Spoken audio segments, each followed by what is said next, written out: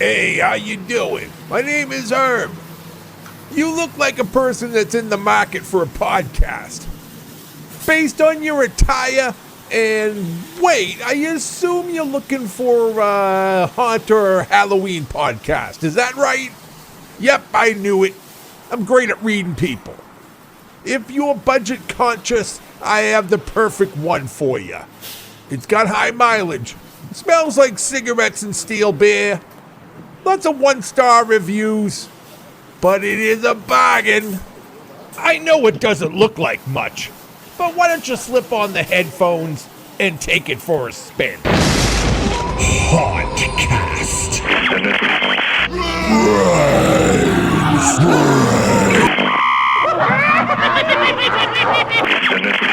Radio for haunters and Halloween fanatics. Clench your jewels and hang on for your life.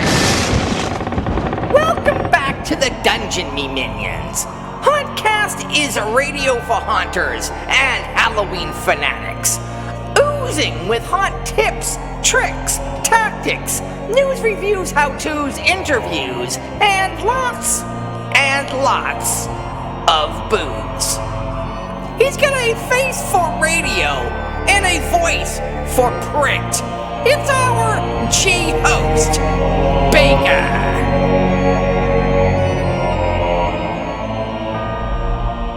Infecting the podosphere like the coronavirus.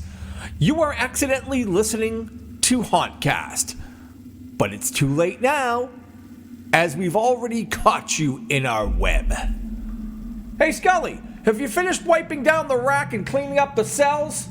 We've never cleaned before, so why are we doing it now? Well, as our Patreon and Subscribestar support is down, I've added our abode to Air D&D. What's Air D&D? What, do you live in a cave? Well, I guess your cell is kind of like a cave. Anyway, it's Air Dinner and Dungeon. I'm renting out the dungeon for the next couple of months to scrape together a few ducats. But before we clear out, we need to get this abortion of a show recorded, and we better get to it. The coronavirus is the only thing that he has not been affected with over the past year and a half. Revenant has escaped the quarantine tent to bring you Theater of the Mind. Here's a little fun fact. As a child, he was almost cast in The Goonies. But unfortunately, they already cast John Matuzak as the Sloth. Our Master of Ceremonies, JT, will review Wrinkles the Clown, Echoes of Fear, Tokalosh, A Perfect House, and Cupid. Our on-the-spot reporter, who also operates Colorado's #1 haunted attraction and escape room, as rated by his wife's boyfriend, Jeff Doan, brings us news from beyond. Breaking up the patriarchy, Hauntcast's own crazy cat lady, Morbid Mariah, is back with The Darkest Web. Hey Baker, hold my beer. Hitting your haunting G-spot, our G-host will accept a collect call from Rob Nulton of the HauntRaider.com and the Chamber of Haunters on the Bone Phone, and get schooled by art director and CEO of West Effects Inc., Jeff West. As you've heard me blather on. And on, and on, and on, and on. Zip it. As I'm not doing a walkthrough moving forward, just a yard display, I'm going to be parting with a few items that I can no longer use. So I created a Facebook group called Baker's Halloween and Haunt Yard Sale. Ask to join, as I will have numerous items such as the DC Props pneumatic drop panel, CFX silicone mask and glove set, laboratory glass set, cat skeleton, and numerous other items available for sale. Yeah, like your used Vajankel and Healdo. We are still below the monthly minimum to keep producing the show on a bi-monthly basis, so if you're inclined, support us on Subscribestar, Patreon, and PayPal. Links are on the Hauntcast website and in the show notes of the podcast. Throw us a few shekels if you think we're worth keeping around. You know what? Actually, just throw us a few shekels anyway. And if you already are a supporter for over $25 or more a month on Patreon, PayPal, or Subscribestar, and you have been for over the past 4 months, and you have not received your free t-shirt and or mug, please email me at hauntcast@mail.com with your shipping address and shirt size. Also, do not forget to suffer all the way to the ass end of this podcast, as I will be giving out some DVDs to some lucky subscribers of at least $10 or more a month. Now step right up and put your nickel in the jukebox to peep music from the band 5 Cent Freakshow. And my interview with Jeff West of West Effects Inc. is dead ahead. Welcome to a night of total terror. Terror under the big top. I hear an evil cackle from the house of mirrors. Someone is watching from the Ferris wheel of fear. Could I be seeing things, or am I just insane? They're fucking with my head, they're walking with my brain.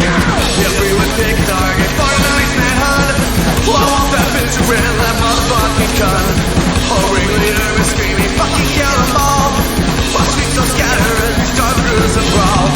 Let's kill the lights, let's breathe the curtain up. Let the massacre begin. Well, make your frights and all your fears come true. Sweet death is waiting in for you. A bloody show will the way to kill Elvis. Fucking terror out of the big top.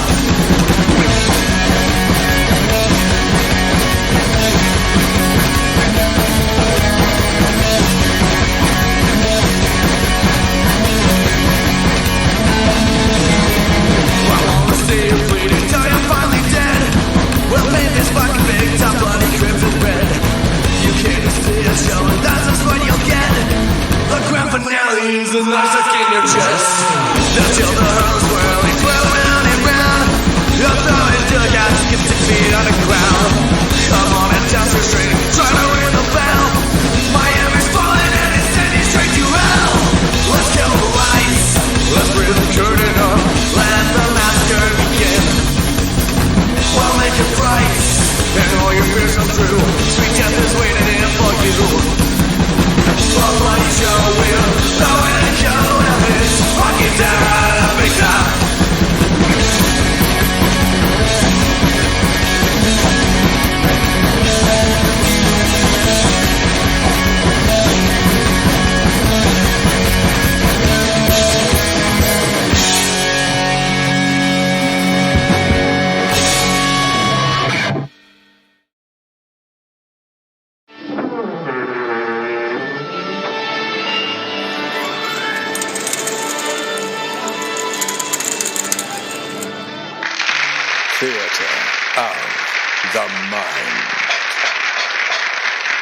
Not long ago, I was chatting with someone about the movies and how the studios are just pumping out an unending supply of the same formulaic crap.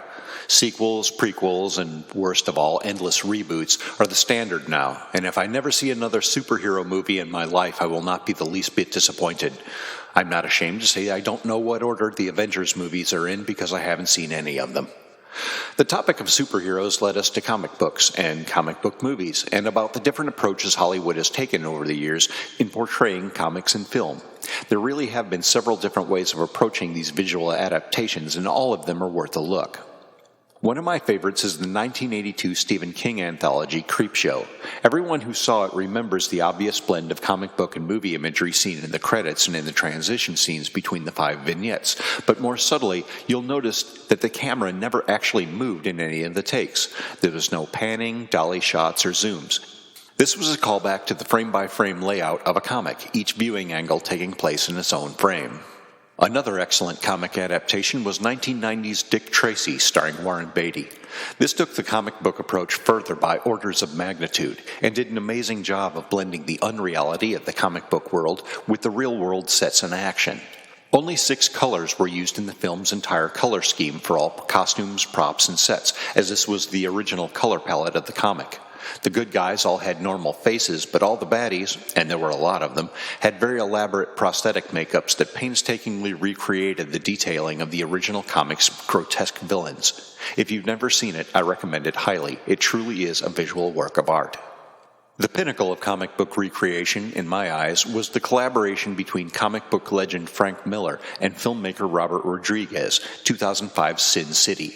I'm not sure I can even come up with the words to describe it without devoting an entire show to it, but let's just say that the highly stylized, unreal world of the gritty and ultraviolent comic virtually overtakes reality, and the actors are just along for the ride. It really is, to me, the best adaptation there is, blurring the lines between the real and unreal, bringing the two-dimensional world of the graphic novel to life.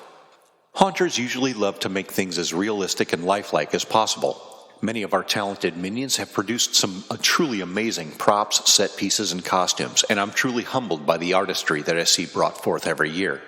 But while the creation of truly realistic and believable art is immensely satisfying, let us not forget that Halloween is the realm of the fantastical, and much like the age-old observers of Samhain paying respect to the crossing of the worlds of the living and the dead, we modern-day revelers are building our little worlds at the crossroads of the real and the unreal. Our haunts are, after all, theaters of the mind, and what awaits our audiences doesn't have to be believable to be terrifying, captivating, or any other flavor of entertaining that we choose to offer.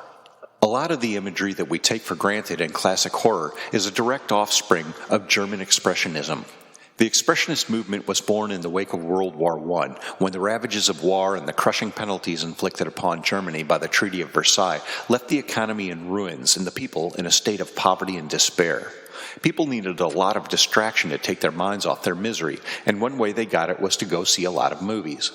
Filmmakers, however, didn't have much of a budget to work with because German money was losing its value at an alarming rate, and so filmmakers had to resort to an extreme degree of minimalism, creating sets not much more elaborate than what you'd expect at a modern grade school play. Since realism was pretty much off the table with the available budget, flats and backgrounds were painted in a very stylized way with lots of crazy angles and fake representations of light and shadow. The result was very moody, crazy, and unsettling, which fit right in with the movie's themes, which were usually about things like despair, isolation, and madness, which pretty much describe what life in early Weimar Germany was all about. Expressionism was not about presenting reality in a realistic way. It was more about mood and emotional impact. Some great examples of films from this era are Nosferatu, Phantom, and The Cabinet of Dr. Caligari. This dark, simplified, stylized visual approach made a huge impact on filmmakers around the world, especially in the U.S. Films like the Universal Pictures monster movies and film noir were largely shaped by this, and its effects are still seen today. Tim Burton, for example, owes the lion's share of his success to the aesthetics of German Expressionism, as did Alfred Hitchcock years ago. The really cool thing about German Expressionism is that the unreal atmosphere of it creates a weird, surreal, dreamlike quality to the subject, and dreams can turn into nightmares, and nightmares are the bread and butter of the haunter. Dreams, nightmares, and hallucinations can make for awesome scenes in a haunt. Let's say your theme is an asylum. The usual approach would be to just make a set that looks like a cross between a hospital and a jail and have crazed lunatics running around in it.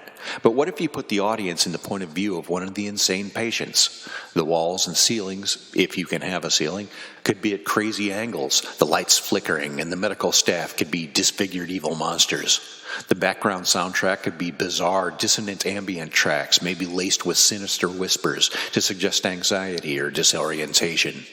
If the haunt-goers are walking through a nightmare, everything, furniture, trees, whatever, would perhaps be out of proportion, misshapen, and threatening.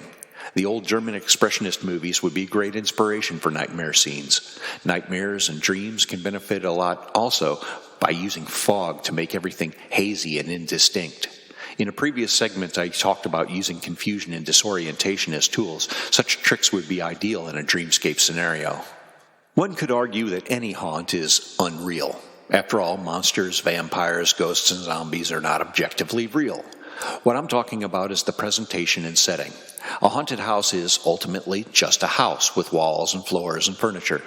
Caves exist, and so do castles. If something comes off looking like it does in real life, we say that's real. Take, for example, the movie Silent Hill. When Rose is walking through the abandoned school building, that's a real setting. Such buildings can be found all over the world, and they look just like that. But when the sirens sound and the surroundings corrode away into the rust and blood nightmare hellscape of Silent Hill's underworld, that is an unreal setting. If you're a home haunter, chances are any set you build is going to look unreal because usually everything's going to be set up and separated with curtains and backdrops. The true challenge there is trying to make any scene look actually realistic. For the pro haunter or the homie who's lucky enough to be able to build the haunt inside, it's easier to set up realistic looking rooms that would contrast with the scenes that are strange and disordered. For the pro haunter or the homie who's lucky enough to be able to build the haunt inside, it's easier to set up realistic looking rooms that would contrast with scenes that are strange and distorted. Rigid, flat walls, whether they be plywood wall sections or even theatrical canvas flats, can go a long way towards setting up an ordinary room or hallway scene. So long as the walls are at right angles to each other, each room can be furnished and look like an otherwise ordinary room. Little details can be added like wall outlets, switches, and vents that won't be noticed but will nonetheless make the scene register as ordinary to the passing glance. That way the monster, ghost, or mangled corpse or whatever you're employing for the scare will grab full attention and stand out. In a distorted, hallucinatory setting, the said bad guy would kind of blend in and become more a part of the scene instead of the absolute focal point. Either approach is perfectly viable, depending on what the effect is you're going for. It's easy to see how coming up with an unreal, fantastical theme can have its advantages to the haunter. Cost, for one.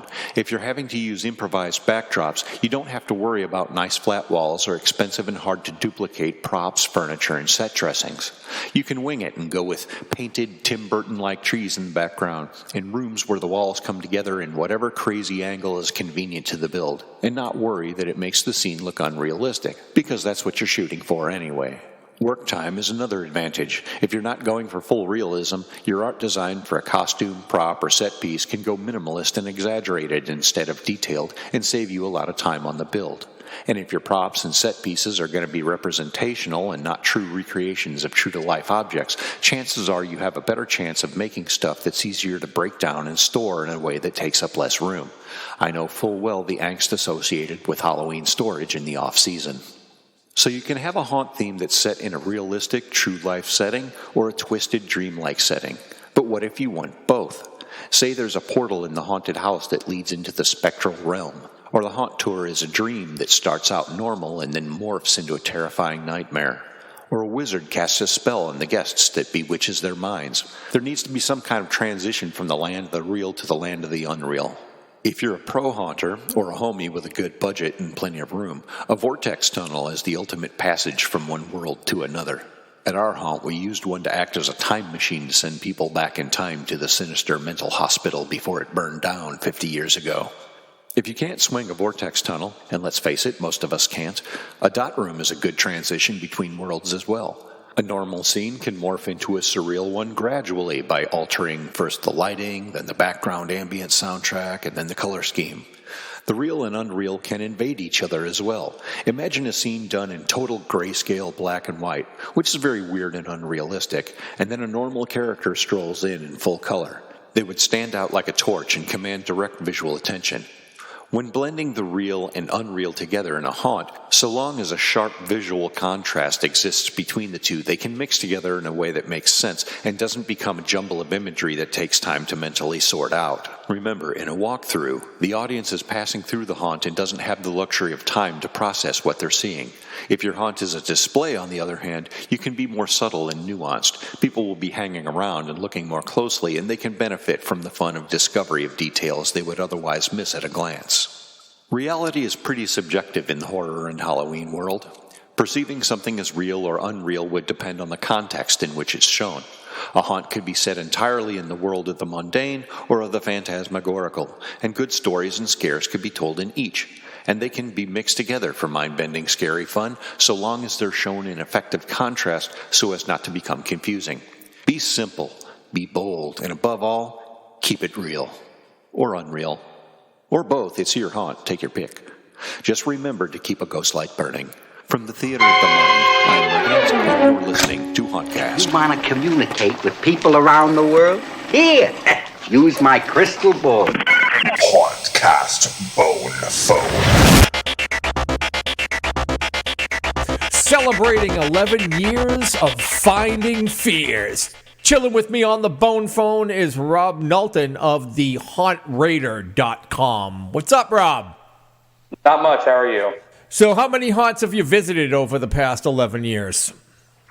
We're probably talking around 30 to 40 haunts, at least on the eastern coast.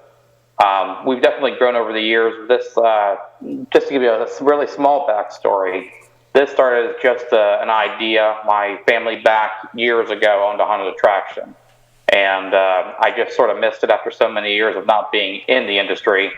And naively, I thought, well, who does this?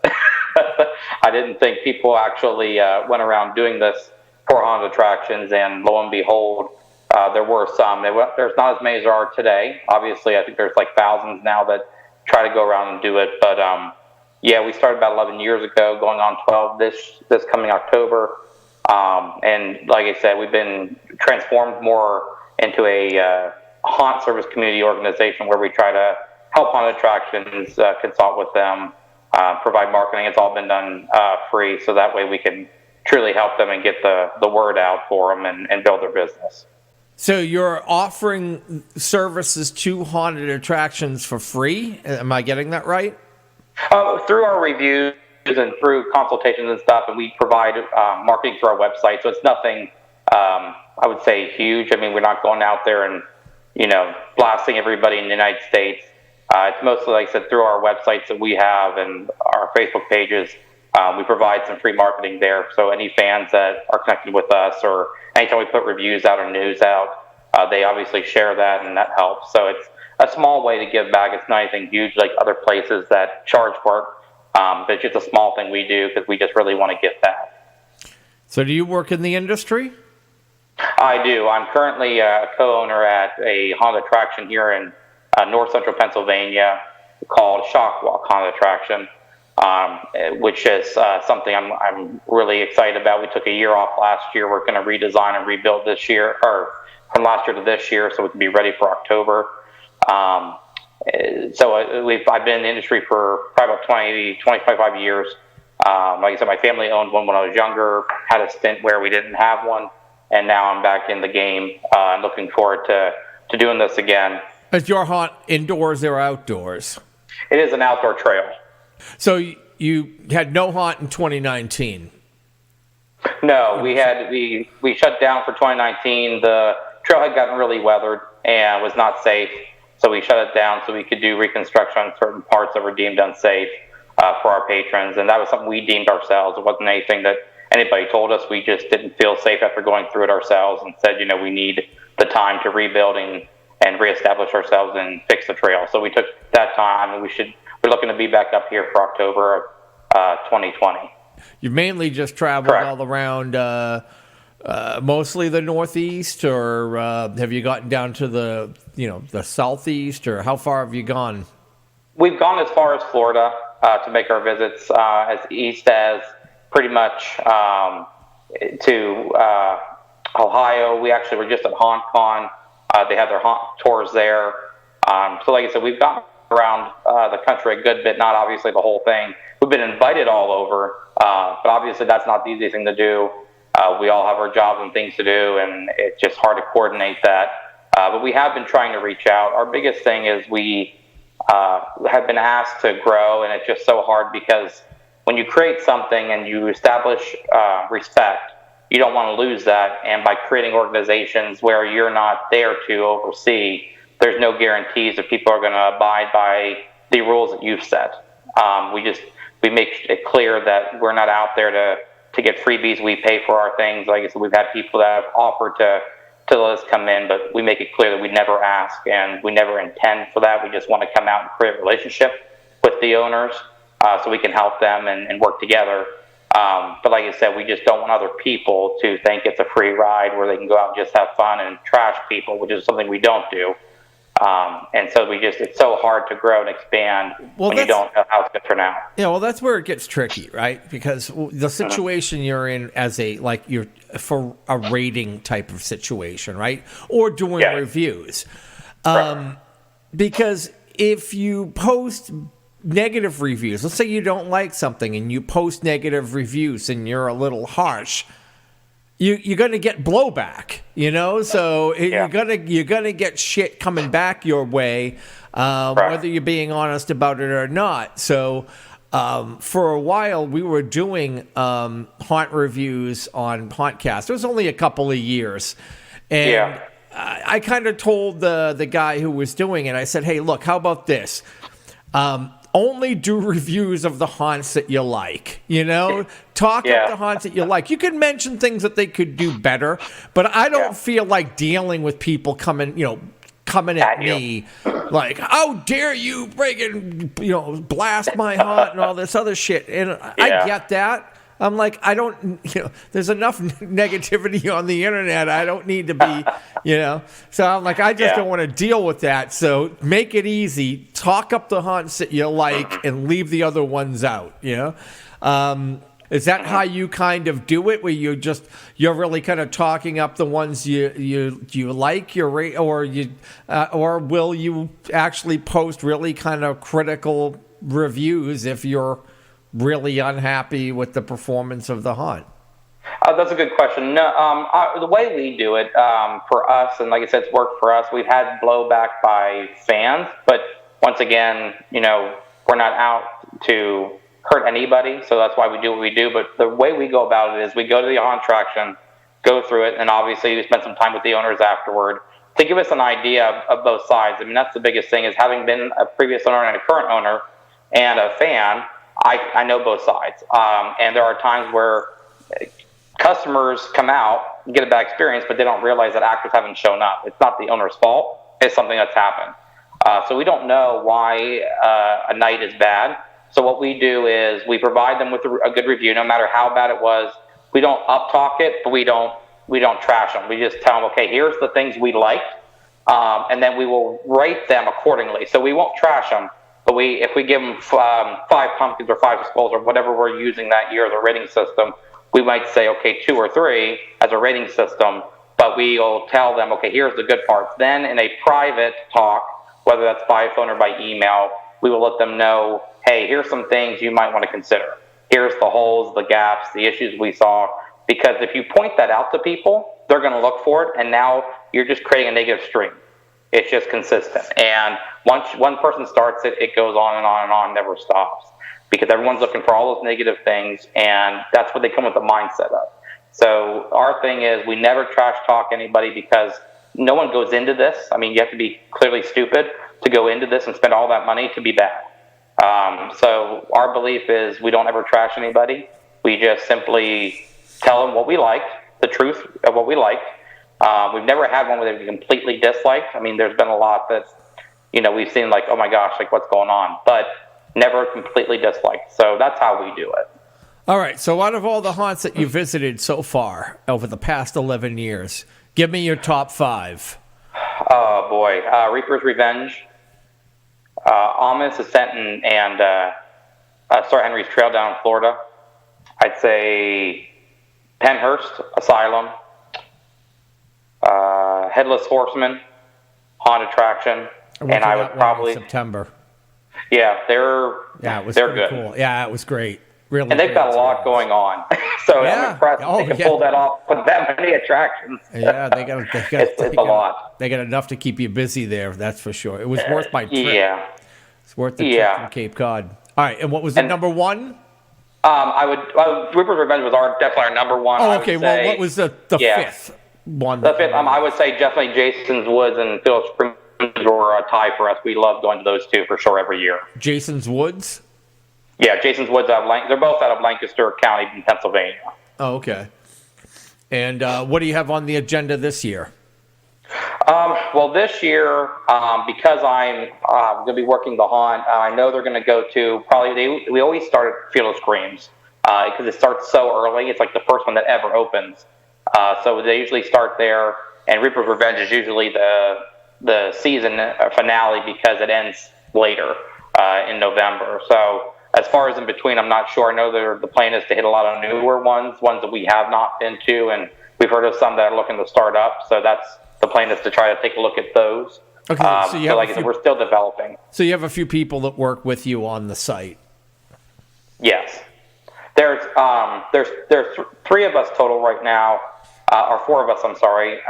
3 will be staying on. I'm jumping off for the Shock Walk haunted attraction that I'm running. as well as the Chamber of Haunters, which I started at HauntCon, which is a chamber of commerce for the industry. So I was elected as the chairman. So I'll be very busy. So I've handed it over to my next guy, Brian. So him and Joe and Bill will be the ones that will be taking it over and continuing their visits. What else do you have going on? So like I said, the Chamber of Haunters is the next thing I'll just briefly talk, if you don't mind. I'll talk about that. Give that a plug. So that, like I said, we started that in 2019, did the kickoff here in 2020 at HauntCon just this past weekend. We were down in Louisiana. It was very successful, a lot of interest. The biggest thing is it's about it's a chamber of commerce for the industry. We're not looking to take away from or substitute for any other associations that are out there. We're simply looking to plug holes that are in the industry that people have come to us and talked about as we made our visits, or just people who've reached out to us throughout the country, from California to Maryland to Michigan to Texas. I mean, we've heard from hundreds all over, and there's holes here and there, and we're just looking to plug those holes and assist in any way. So that's the reason we created the Chamber of Haunters for the industry to help plug that hole. Give me an example of one of the holes that you're going to plug up. Give me. I'm not really clear. So a lot of times, contractors have talked about they don't have a whole lot of like manuals, forms, documents. They don't know how to go through stuff. They're not sure about the inspection stuff, especially being indoors or outdoors. Obviously, that is all broken down by local municipality, but there can be documentation created and education given for an overall spectrum to help them understand what is generally required. But like I said, in their local municipalities, there'll be more to add on, I'm sure, just the way the government is. But that's one of the opportunities. Also, just education in starting a haunted attraction. There are things out there, but there's many who feel like there's other things they want to learn, and so they've been giving us these ideas, and we're going to be creating those education opportunities through that. Got it. So there's it's like any other chamber of commerce. You join, you pay a fee, and then there's bonuses and a network of people that you can bounce off of and get to know and ask questions, learn more. Yeah, advice, support, everything they can get. And there's a chamber board, but like I said, they're 100% volunteer. Nobody is paid in the organization. There are no employees. It is simply 100% volunteer, people who want to give their time around the country. If they want to, have Haunt Raider come out to their haunt, what do they do? You can go to our website, which is www.thehauntраter.com, or you can email at hauntrater@yahoo.com. They'll always get to one of myself or the other guys, and they will always respond back. All right, and if people are interested in the Haunt Chamber, is that all set up now? Do they have a website or email and all that kind of thing? Yeah, so the website is chamberofhaunters with an S at the end.com, or you can email us at chamberofhaunters@gmail.com. And right there you can go through our website, check it out. There's a whole bunch of information. There's a members-only page for the members, and obviously that's where the educational tutorials are. We have just audio and visual tutorials as well that are going to be added and uploaded here shortly, as well as documents, forms, and manuals that we're working on to provide content. So, like I said, there's a lot of opportunities, and we're looking forward to people getting to know us better. Awesome. So make sure you hit up thehauntRaider.com, and it's the Haunters Chamber. The Chamber of Haunters. I'm sorry, Yep, that's all right. I don't want to put people in the wrong direction. It's okay. Chamberofhaunters.com. Yes. Hit them up. Thanks, Rob. Thank you very much. I appreciate it, Chris.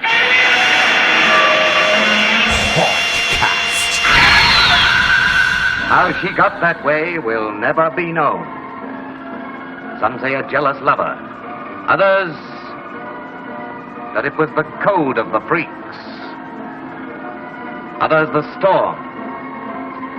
Believe it or not, there she is. Mindset Freakshow.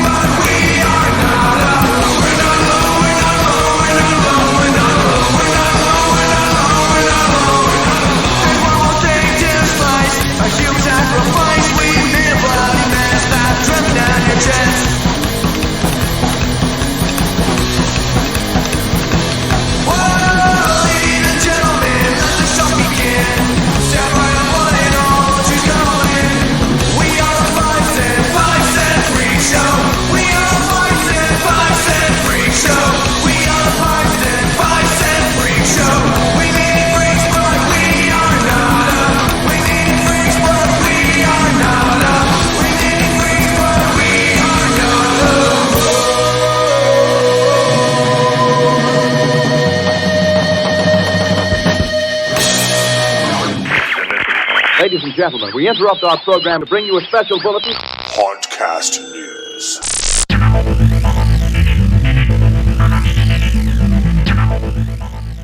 My name is Jeff Doan, and welcome to News from Beyond. This past month, haunters fled to the bloody bayous of Louisiana to attend HauntCon. The haunted attraction, national trade show, and conference is an expo and conference created by haunters to serve every age and experience level. While I personally did not get the chance to go, fellow haunter and my friend Josh Holder provided me with an update on his experience on his lifestyle blog. I'm Josh Holder on YouTube. Josh is an industry staple in the West Coast market due to his family opening the first haunted house in Colorado and one of the original attractions in the western United States. If you haven't had the chance to catch any of his videos yet, Josh goes into depth about being an entrepreneur, haunted house owner, escape room owner, and documents all of his travels. If you missed out on HauntCon this year, I seriously recommend checking out Josh's channel to catch you up with what you missed out on. The countdown to Transworld has begun, and soon haunters and experiential entertainment providers from around the world will make their way to St. Louis to take over. 7 years ago, I attended my first Transworld trade show. As a first-year attendee, or Transworld virgin, I decided to trek across the country by car with some of my haunt crew on a National Lampoon's vacation-style road trip. One flat tire and 18 hours later, I checked into my hotel in Ferguson, Missouri. This unforgettable experience led to lifetime friends and memories, and I look forward to going every year. Although nowadays, I choose to fly. If you're on the fence about going, or have never been before, it's definitely worth it. And if you see myself or any of the other Hauntcast crew stumbling around the streets of St. Louis searching for the last bar on the left, feel free to buy us a drink and aid our filthy habit. If you can't make it to St. Louis March 19th through the 22nd for Transworld, then there's definitely some other great horror conventions coming up over the next month. February 14th through the 16th, check out the Mad Monster Party in Charlotte, North Carolina. It's a horror, sci-fi, and fantasy themed convention that brings the world's top genre celebrities and vendors together with their fans to trade stories, attend informative panels, buy autographs, merchandise, and visit with friends. That same weekend in Bastrop, Texas is the Cult Classic Convention. Roy and Lisa, entrepreneurs, had a great desire to bring the fans of horror and cult classics together in a friendly space to experience all forms from different cult genres, including art, collectibles, props, and celebrity guests. On February 15th in Jackson, Michigan, check out Mega XP's Blood Bash. Blood Bash 2020 is the 4th annual edition of Mega XP's Horror Convention and Film Festival. Over 30 vendors set up shop specializing in horror-themed collectibles. We're talking one-of-a-kind t-shirts, posters, VHS tapes, and so much more. Everything to do with horror. March 6th through the 8th, check out Horror Realm Con in Pittsburgh, Pennsylvania. Horror Realm is a convention run by fans for fans of the zombie and horror genre. The convention takes place in Pittsburgh, the zombie capital of the world, home of the cult classic Night of the Living Dead. This show highlights local horror film history as well as has dozens of vendors, carrying horror-themed products as well as celebrity guests. March 13th through the 15th, check out Monster Mania Con in Hunt Valley, Maryland. The hottest names in horror are here.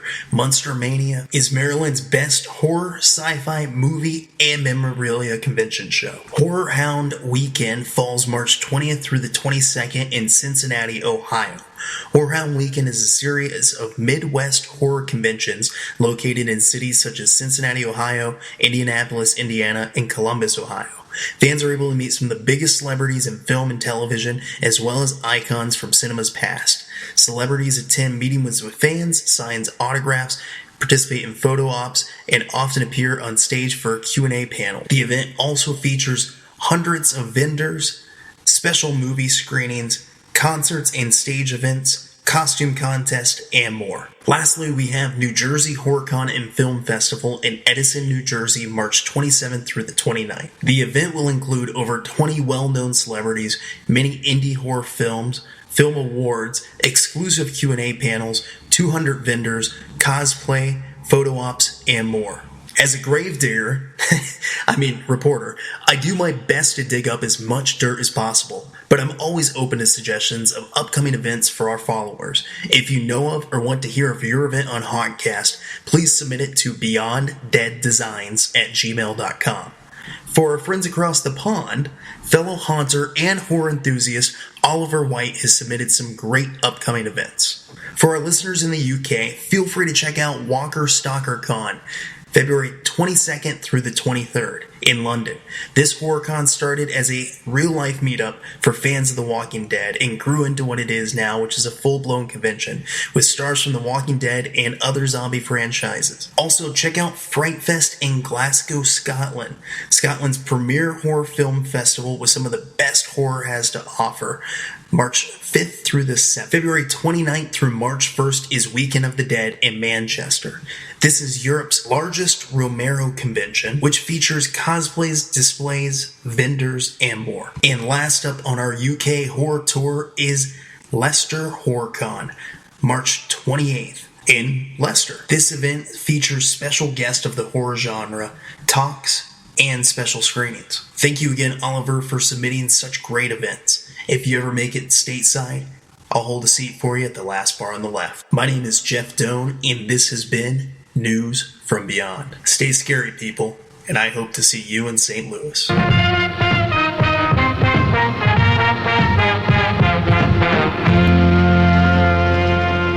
maniac who shocked women into uncontrolled hysteria, who prey upon the innocence of children. Shocktails with Johnny Thunder. I wonder if it isn't all a dream, a nightmare. He's my Bubba from another mother. It's our master of ceremonies, Johnny Thunder. Whoa, yo, what's going on, man? What's up, kid? Genius. I haven't talked to you since, I think the last time we recorded. What's going on? Good for you. I know. I keep reaching for the stars.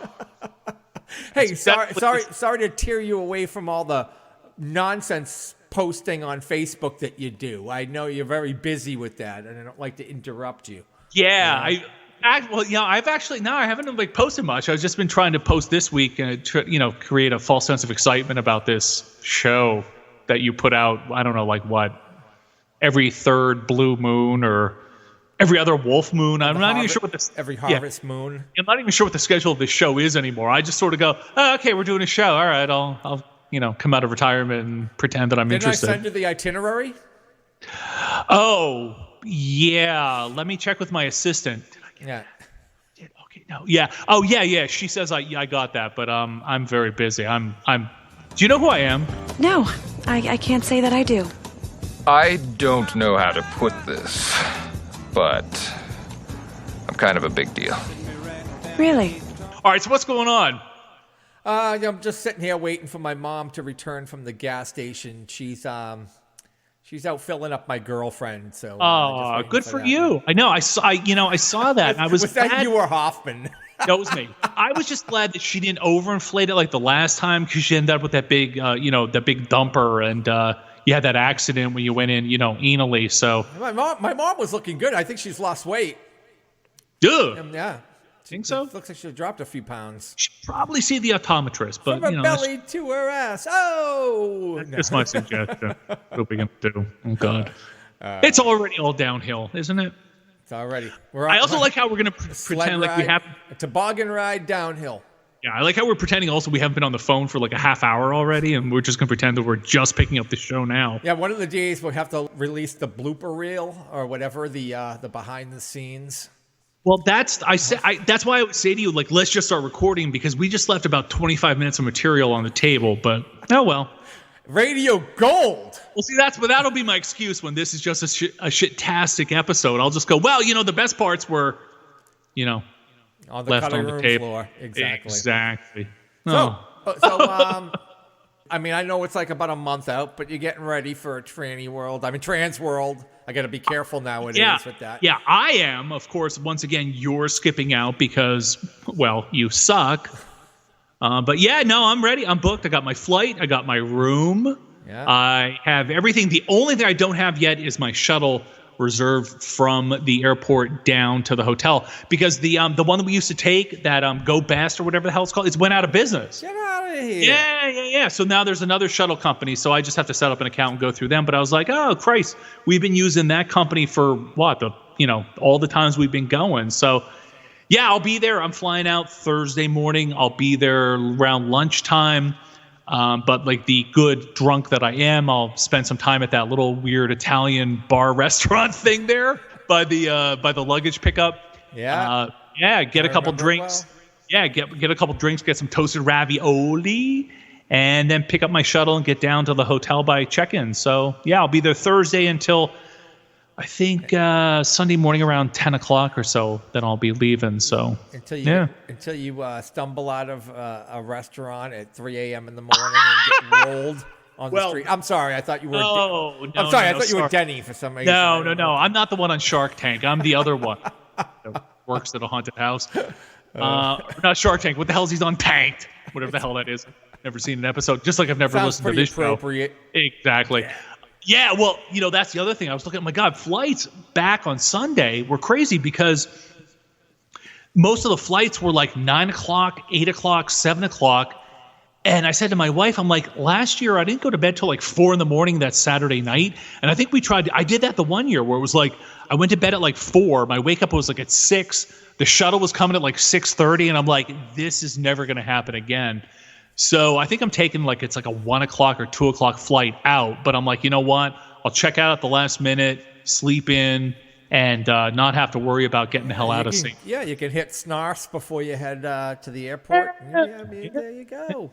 Everything's coming up, Bubba. Yeah. Now, who is sponsoring your shenanigans or tomfoolery? Well, on my side of the bar this month, my nonsense is brought to you by 2SP Baby Bob's Stout.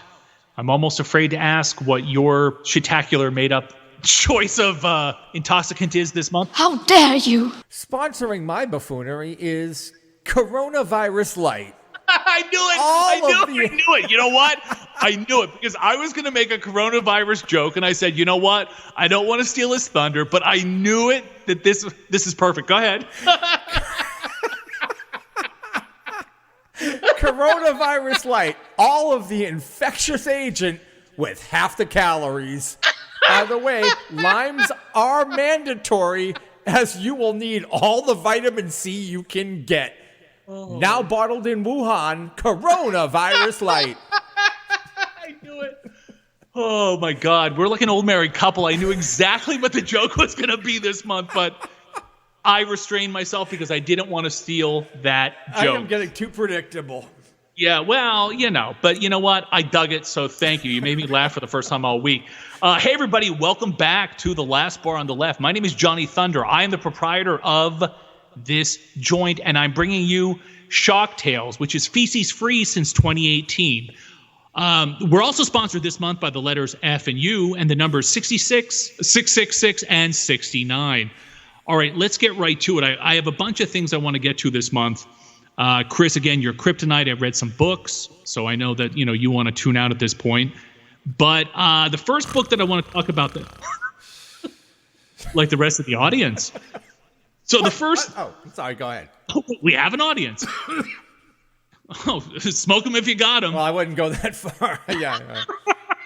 No, damn it. Unfortunately, I don't have any. I've got to get my my black market supplier over here. I'm out of gummies. I'm out of everything.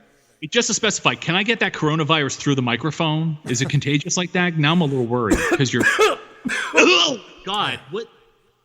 Let me wipe that off my face. All right, the first book that I want to talk about is called Bad Clowns by Benjamin Bradford. Okay, now Bad Clowns, those malicious misfits of the Midway who terrorize, haunt, and threaten us, have long been a cultural icon and a staple at haunted attractions all across the country. This book describes the history of bad clowns, why clowns go bad, and why people fear them.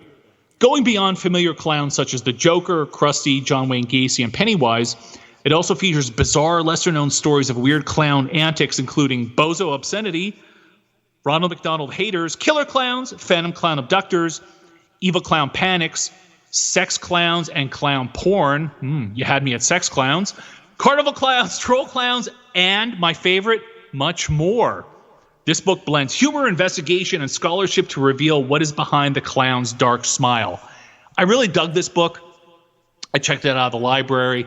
I think at this point, love them or hate them, clowns pretty much are one of the most featured characters at haunts all over. It's, permeated all sorts of aspects of society, whether it's film, whether it's, cartoons, music, haunts. And of course, we had that the clown scare, easier for me to say, a couple years ago. So this is actually a really nice overview. If you're into clowns or you perform as a clown, I think you'd be interested in this book. So again, go check that one out. The next book that I wanted to recommend was called Myth and Magic in Heavy Metal Music by Robert McParlin. Excellent!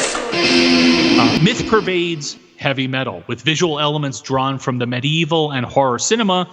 The genre's themes of chaos, dissidence, and alienation transmit an image of Promethean rebellion against the conventional. What? In dialogue with the modern world, heavy metal draws imaginatively on myth and folklore to construct an aesthetic and worldview embraced by a vast global audience. The author explores the music of Black Sabbath, Iron Maiden, Judas Priest, Metallica, and many others from a mythological literary perspective. This book I dug. Again, if you're a heavy metal fan, this will be cool. If you're not, don't check this out. If you are, go check it out. Now, the final book, I haven't seen this one yet, but I think it's going to be released soon, and it looked like it was going to be of interest. It's called Monster Jukebox: A History of Spooky Music by Jim Magus. It's I think it's about 412 pages of quote-unquote exciting and fascinating information covering all kinds of music, from classical to ragtime to jazz, folk, country, calypso, psychobilly, gothic, punk, and many more. It's $40 plus shipping. It's said to be a tremendous resource for the monster disc jockey, Halloween party planner, haunted house organizer, and all people who enjoy things spooky. So go check that one out. Again, it's called Monster Jukebox: A History of Spooky Music. And possibly haunt-related podcasts. Exactly.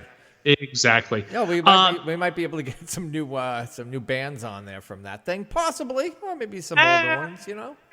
I don't know. You've been doing okay without the book, though, so I'll give you some props there. You mean I've been doing okay for 11 years, so thank you very much. Yeah. Well, there were you weren't doing it for all 11. We have to give there was Hauntaholic there for like a year. Yeah, who my concern, of course, is as soon as I got a hold of you at the National Haunters Convention saying, there's this whole copyright thing, right? Yeah. No, I know. You set me straight, man. You gave me the tough love and said, I think we need to talk. But it's been awesome that we've got to feature, a lot of really, really, really big bands. And again, I'm just going to plug 5 Cent Freak Show this month because I dig those guys. It's a rad friggin' band and they're great guys, and I'm really glad they're on this month. So anyway, let's move on. We'll talk about those guys later. There's a couple magazines, comic books that I wanted to plug quick. I've been talking up Creeps magazine from Warrant Publishing for a while now. Now, obviously, Warrant Publishing is a play on Warren Publishing from back in the day, who published Creepy and Eerie. And they have been publishing this new comic magazine called Creeps for a couple of years now. And it's nice because they actually have a lot of the original writers and artists from the original magazine. And once in a while, they actually do a reprint from the old magazine. So they are now doing a spin-off magazine coming, I think it's November 30th. It's called Vampirus Carmilla: Terrifying Tales of Enchantment and Horror. So it's going to be the same kind of a thing. So it's going to be horror, sci-fi, kind of eerie, black and white comic tales, but presented by this new character. This new host is called Vampirus Carmilla. I've already subscribed, so once that issue comes out, it'll be after Halloween, but maybe we can cover it, supposing there's a future show after Halloween. I will definitely talk that one up. The other exciting news that I thought was pretty cool coming, I think it's in April, Marvel Comics is doing a reboot of Werewolf by Night. Now, the original Werewolf by Night, of course, is the classic 70s character from, I think he originally debuted in Moon Knight, or I think Werewolf by Night was a title, and then Moon Knight debuted in his title. It was Jack Russell, who, of course, is the Werewolf by Night, and it's continued through present-day Marvel Comics. Well, this new Werewolf by Night is prowling the Southwest, and I believe he's a new Native American character who's suffering from a family curse. And he's out to try to protect his small town. He wants to protect his people, but who will protect him from the monster within? Apparently it's being written by Taboo from the Black Eyed Peas. And it's also in conjunction with a writer that I wasn't familiar with. And I thought this was a joke because his name's Benjamin Jackendoff. It's almost like Jack Mehofer from Stern. You know, so I was like, Jackendoff. I was like, I was going to say, I was like, my God, that should have been my name on this show. And artist Scott Eaton. But you know what's very, very cool about this is that for some of the alternative variant covers, they have the Japanese artist Takashi Okazaki. He is the Japanese artist behind Afro Samurai, which was a manga and I believe an anime and became a movie. So the variant covers are very, very cool from him. So I'm actually looking forward to this because, like I said, Werewolf by Night's always a big character, but I kind of like that they're repurposing him as a Native American and kind of redoing that story. So I think that's going to be kind of cool. All right, now let's get to the low point of every episode. Are we ready? The movie reviews. How low can you go? How low can you go? All right, I got it's like Limbo exactly. in the last bar on the left. Exactly. Oh, Limbo. All right, speaking of which, I need a drink. Hold on.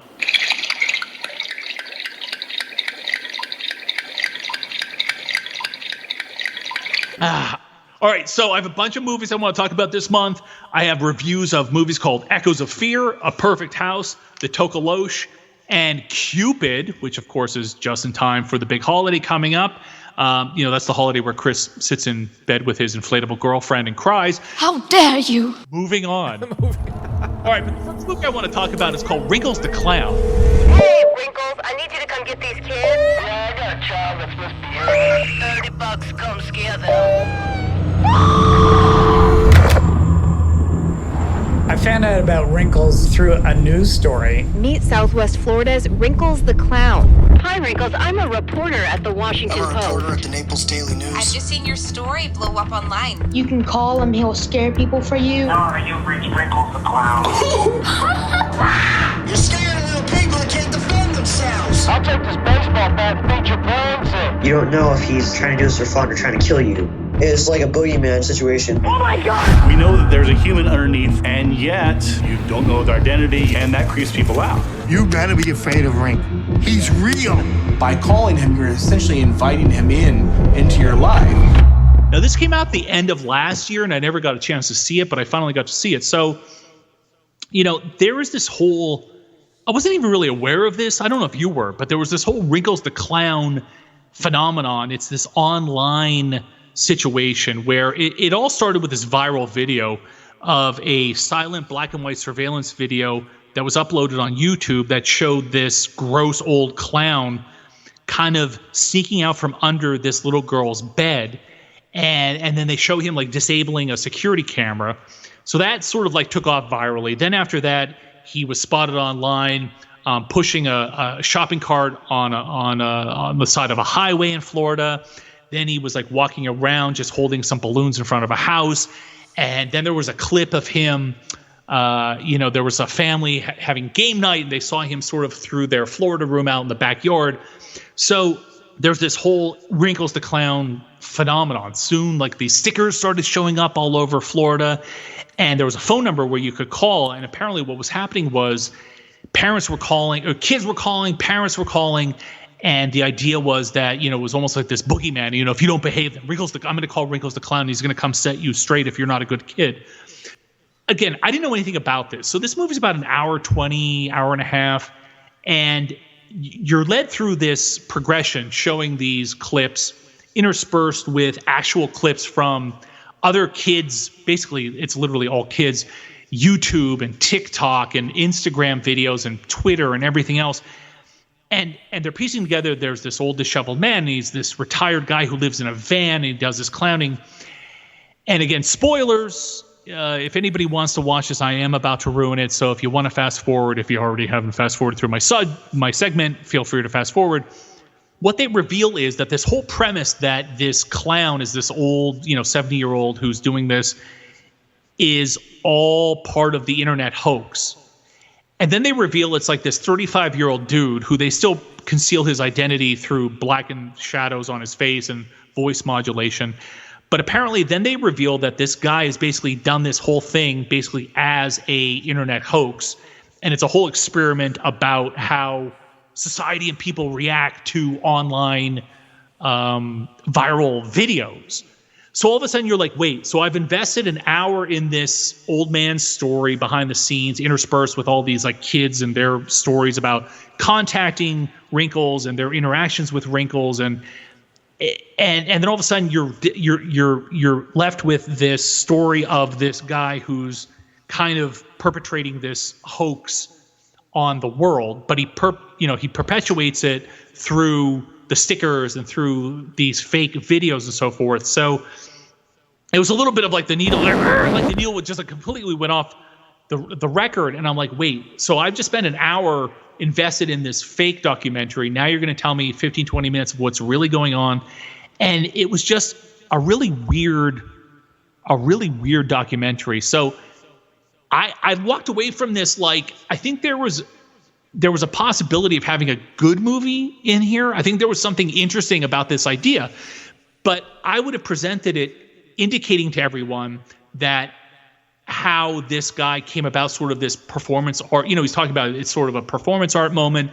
It's a commentary and a social experiment in terms of social media and how people react online to things and how things grow and how things explode exponentially by viral sensation. So it's interesting in that part, but to kind of have the rug pulled out from under you. And what was really super annoying is, again, most of the film deals with showing videos and clips from other people's YouTubes and other people's sort of online social media, which they're really not that interesting. So again, I understand that this concept of Wrinkles the Clown is born of social media.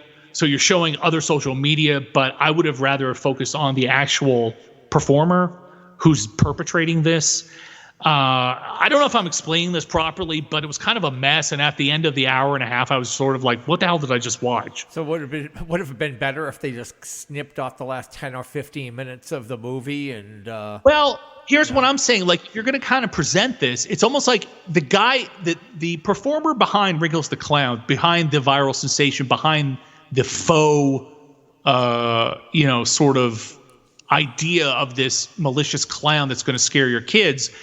I would have rather he just comes out. If you're gonna reveal yourself at the end of the movie and say to everybody, hey, this is a hoax, I did this as a social experiment to kind of see how people react, let's just start with that premise. So you're not like leading me through a whole hour of buying into this whole thing and then going, oh, you've also been hoodwinked as a viewer. That's all I'm saying. I think there's an interesting movie here. I just don't think it's presented as well as it could have been. I think it's just very cluttered and confusing. So if you can see it for free, check it out. I think it's on Amazon Prime for free right now. I'm not sure. But there's some interesting stuff, but I don't know that it's necessarily interesting enough to recommend. So, all right, let's move on. You want to move on, or are we done? Or what? Are you still there? Are you there? No. Moving on. All right, the next movie is called Echoes of Fear. Do you know why your grandfather died? It was a heart attack.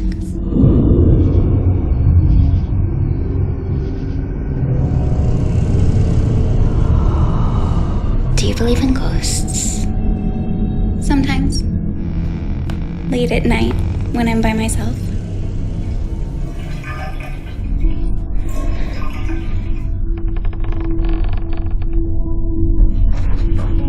Do you think he was trying to find something buried here? Maybe. Maybe he found it. After inheriting her grandfather's house, a young woman must confront the mystery of his sudden death and the evil that hides inside. Doesn't that sound exciting? Yes, exactly. So this movie is about an hour and a half. And it starts off basically, like I said, so this young woman inherits her grandfather's house in, I think it's like San Francisco or California somewhere. So the whole first, hour of this flick is basically a ghost movie. And, I pretty much hate ghost movies and like haunted house, movies, and there's ghosts and whatever else. So she finds out that she moves in with her boyfriend and they're going to sell it, but then they're staying there. And then there's like these like ghosts, and she sees ghosts, and the ghosts like are giving her clues and like hints about like something weird happened in the house. And her grandfather was involved in some like weird shenanigans. So it's like ghosts and ghosts and ghosts. And then she finds out there's like this crazy backstory of what her grandfather and his like best friend next door were doing. So then again, like the needle just goes like right off the record, and it veers into this serial killer slasher movie, which is the part of the movie I actually liked. So I was like, I'm not really into ghost movies, but let me just watch this.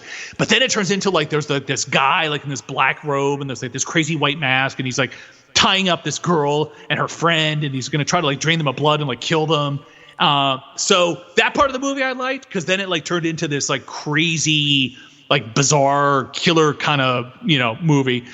The acting is all over the place. The lead I actually thought was pretty likable. I've seen some other reviews where they said they thought the acting was all terrible, but I didn't think the lead was actually that bad. I thought she was kind of likable because she was just sort of a normal kind of young woman.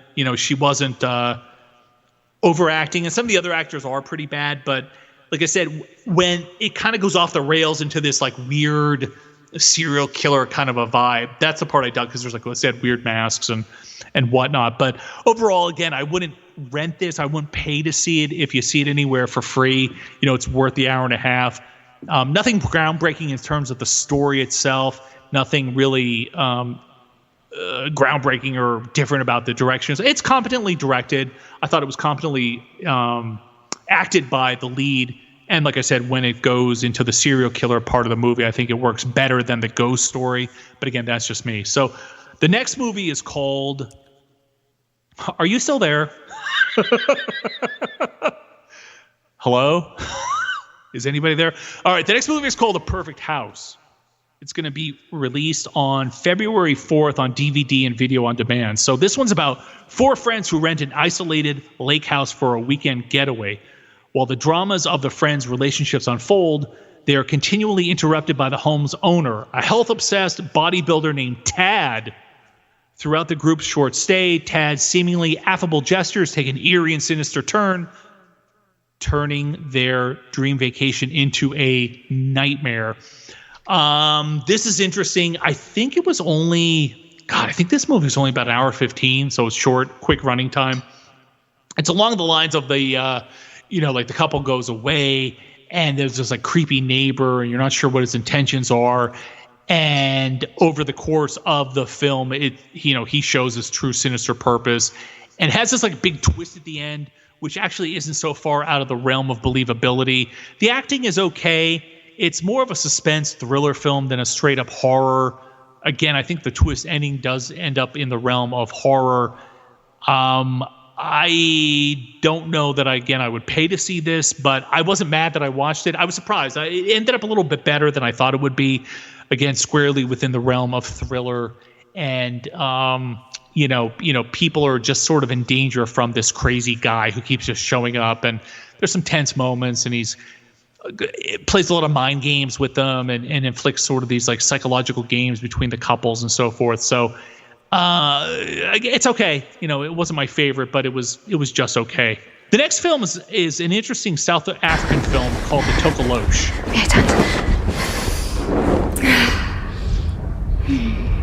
Ngiyakuthembisa dadewethu sizoba sonke futhi.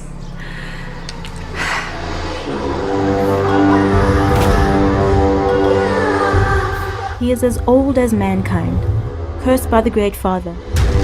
He is as hateful as he is foul. He is the Tokolosh. Have you heard the old stories about the Tokolosh that tricks children into trusting him before drowning them? Semntana masengathi ngiyaphaphela nje. Philile kahle moyeni. Ubekwa yini lesithidi kusedolobha? Now, this is about a woman named Boosie who is destitute and has dangerously repressed emotions. She leaves the countryside and moves into Johannesburg to work as a cleaning woman at this really gross hospital in downtown Johannesburg. Desperate for money so that she can bring her sister to the city, she has to cope with a predatory and awfully corrupt hospital manager. When she discovers an abandoned young girl in the hospital who she believes is tormented by a supernatural force, Boosie must face her own demons from her past in order to save the child from the abusive monster that pursues them both. This is interesting. Again, I'm always a fan of checking out foreign horror and various countries' legends. And apparently the Tokolosh is a actual African legend. They start off the movie explaining the folklore and the myth of this demon. And they kind of weave this demon in and out of the story. It's weird because the story itself is about this woman who is very, very poor, dealing with just these terrible situations. And for the most of the movie, you're not really sure if there is a demon or whether she's just dealing with psychological issues, and some of the things that happen are just projections from her mind, and the fact that she's dealing with sort of this post-traumatic problems and stress from her childhood of being a victim of child rape and being abused and so forth. So part of the anxiety of getting her little sister out of that village is that she's being abused the same way that she was. But then there's some things that suggest there really is this demon that's after them and attacking this little girl in the hospital. I like the look of the film. It really does showcase the poverty and the dark, the dark blight of this city, and it's shot on location, and there are scenes shot apparently in the African countryside. So that's always interesting, and again, it is also in English, but then there's dubbed when she's speaking in her native language. So what I liked is you are invested in her as a lead character. But like I said, there's certain parts where you're not sure, is this just a psychological thriller or is there an actual monster? And I think the ending kind of falls apart when she goes back to her village and they actually show the monster. This is a movie where I think less is more. If they had just stuck to this idea of you see something in the shadows, or that there's something that's chasing them or is after them, it's almost like a physical manifestation of their like I said, post-traumatic stress, and it is a manifestation of their mental issues. So I like that. But then sort of like when it comes out and it's bad CGI and they're like fighting this like ugly monster in their hometown, it kind of falls apart. So it kind of cheapens it and almost makes it like it was just done to attract a Western audience. If they had just stuck with the shadow and the suggestion of this legend and this creature, I think it would have been more successful. But I wasn't mad at this. Like I said, I think she's a very endearing character, and I think it was very well acted. I would recommend this one. I don't know, again, it's not so revolutionary, but just in terms of where it falls apart at the end, I think they could have done a better job. So it's a mixed bag, but overall I like that one. So let's now move on to the finale. Yay!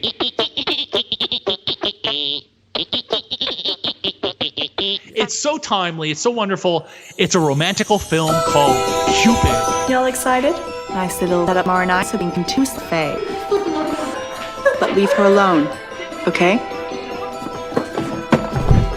Didn't think you could get any lower. Bye! For the powers that be, take love from others. As it has been taken from me. Thou dare summon me. So this is being released February 11th, again, DVD and video on demand. So the movie is about this girl who's being horrendously embarrassed by all the mean girls at school. Her name's Faye. She's also a practicing witch. She summons this evil Cupid monster to take revenge on all those who wronged her. On Valentine's Day, Cupid does in fact rise and will stop at nothing until all are punished. The students must figure out a way to stop Cupid and undo the spell before their hearts get broken, literally. So this movie, you will see this deranged, ugly demon Cupid. He not only shoots arrows through people's legs, through their eyes, through their heads, he pulls their hearts out. He also kills a girl by stuffing a dozen roses down her throat. And he also slices people's throats with Valentine's Day cards. So those are the highlights of the film. I enjoyed all the murders. I enjoyed all that stuff.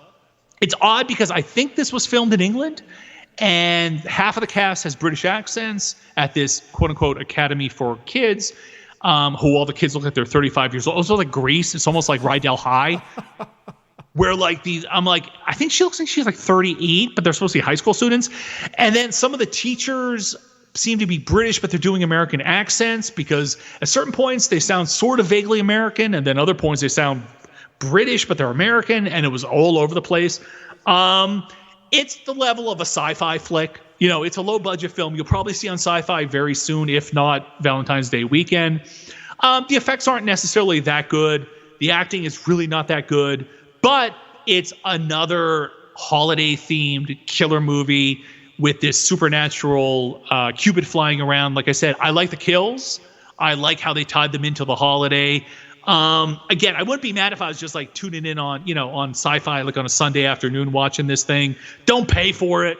But if you see it somewhere, it was fine. It was fine. Like I said, I just like the kills.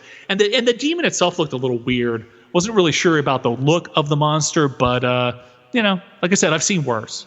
So if there's anything out there that you're going to look at in terms of a movie, if you can see Wrinkles the Clown for free, check it out and see if you agree with me. If you don't, let me know. And I said that's on Amazon Prime, you're saying? Possibly, I think it is. Don't hold me to that because I drink a lot. So look for that. And like I said, I actually like the Tokolosh. It's a slow burn. As I said, I would have preferred if they just kind of stuck to the psychological aspect and not so like spooky in your face. And if you see Cupid on Sci-Fi, watch Cupid on Sci-Fi with your sweetie. Give them a hug and think of me and Chris. Gross. Just separately. I would be in Massachusetts and you would be in Pennsylvania. Yeah, well, we haven't been in St. Louis at Transworld together now in 3 years, so I'm still pissed off at you. I'm threatening you right now. I'm coming to Pennsylvania. I might. Oh, by the way, are you gonna? I moved because you said you didn't think that you were gonna do. Well, are you gonna do the Bates again this year, or have you not figured that out? Well, I always wait. I mean, and this is like everybody thinks I'm being facetious or making a joke. I wait until the email comes. I think it usually comes around Memorial Day or early June, like inviting people back. And like I said, everyone's I literally I just take it 1 year at a time. So I just first wait to see whether I'm being invited back. I don't know. That's all I ever say. And then I just because again, with life, I don't know. Will I have a job? Is there some medical illness and so forth? I mean, I would like to go back. I would like to go. And like I said, I'm not. Well, your legs hold up.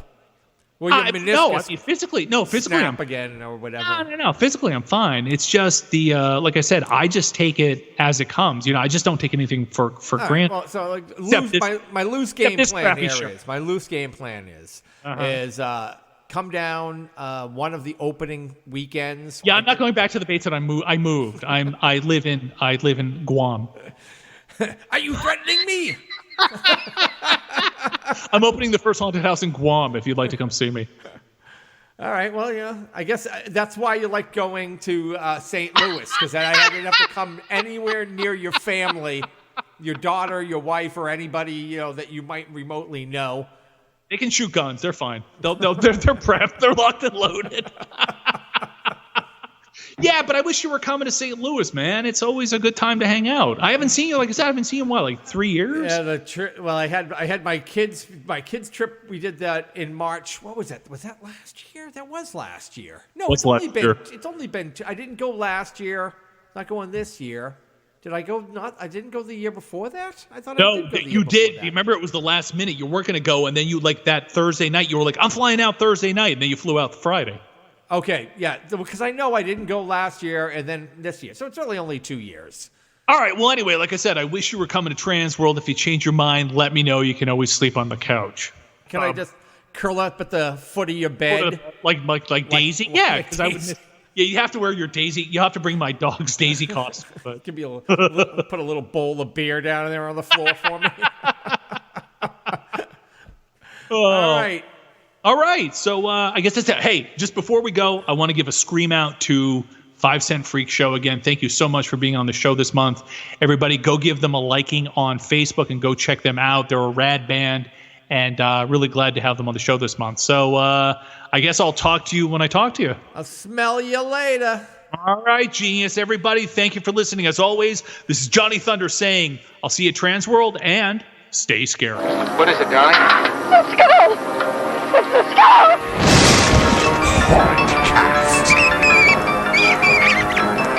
War of the Monsters!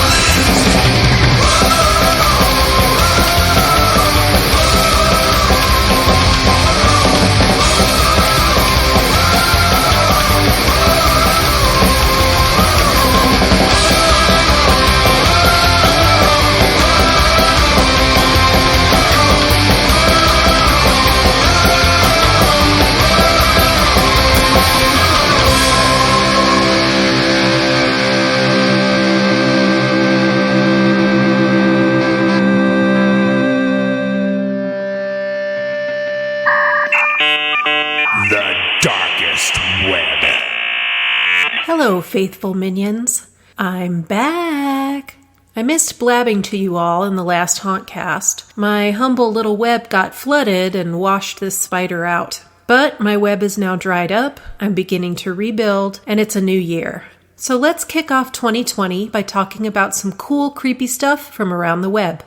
I have a handful of blogs that I check in with regularly, but I'm looking to add a few more. If you are too, then maybe give these a look. If you're a haunt party thrower, like your humble webmistress, then I recommend you visit eatthedead.com. This website is run by Helen Dye, who has worked in Hollywood for over 15 years on film and TV, mostly horror films. She is all about putting the gore in gourmet. She's created a nice assortment of awesome recipes that would make your haunted snack table a real standout. But that's not all. This site also features some fun prop and craft ideas with detailed tutorials. My favorites are the Alien Chestburster Christmas Sweater and the Cozy Cauldron Cave, which is an adorable bed she made for her beloved pup, Lucifer, the Lord of Barkness. You know, that little cauldron cave would work great for my new cat familiar.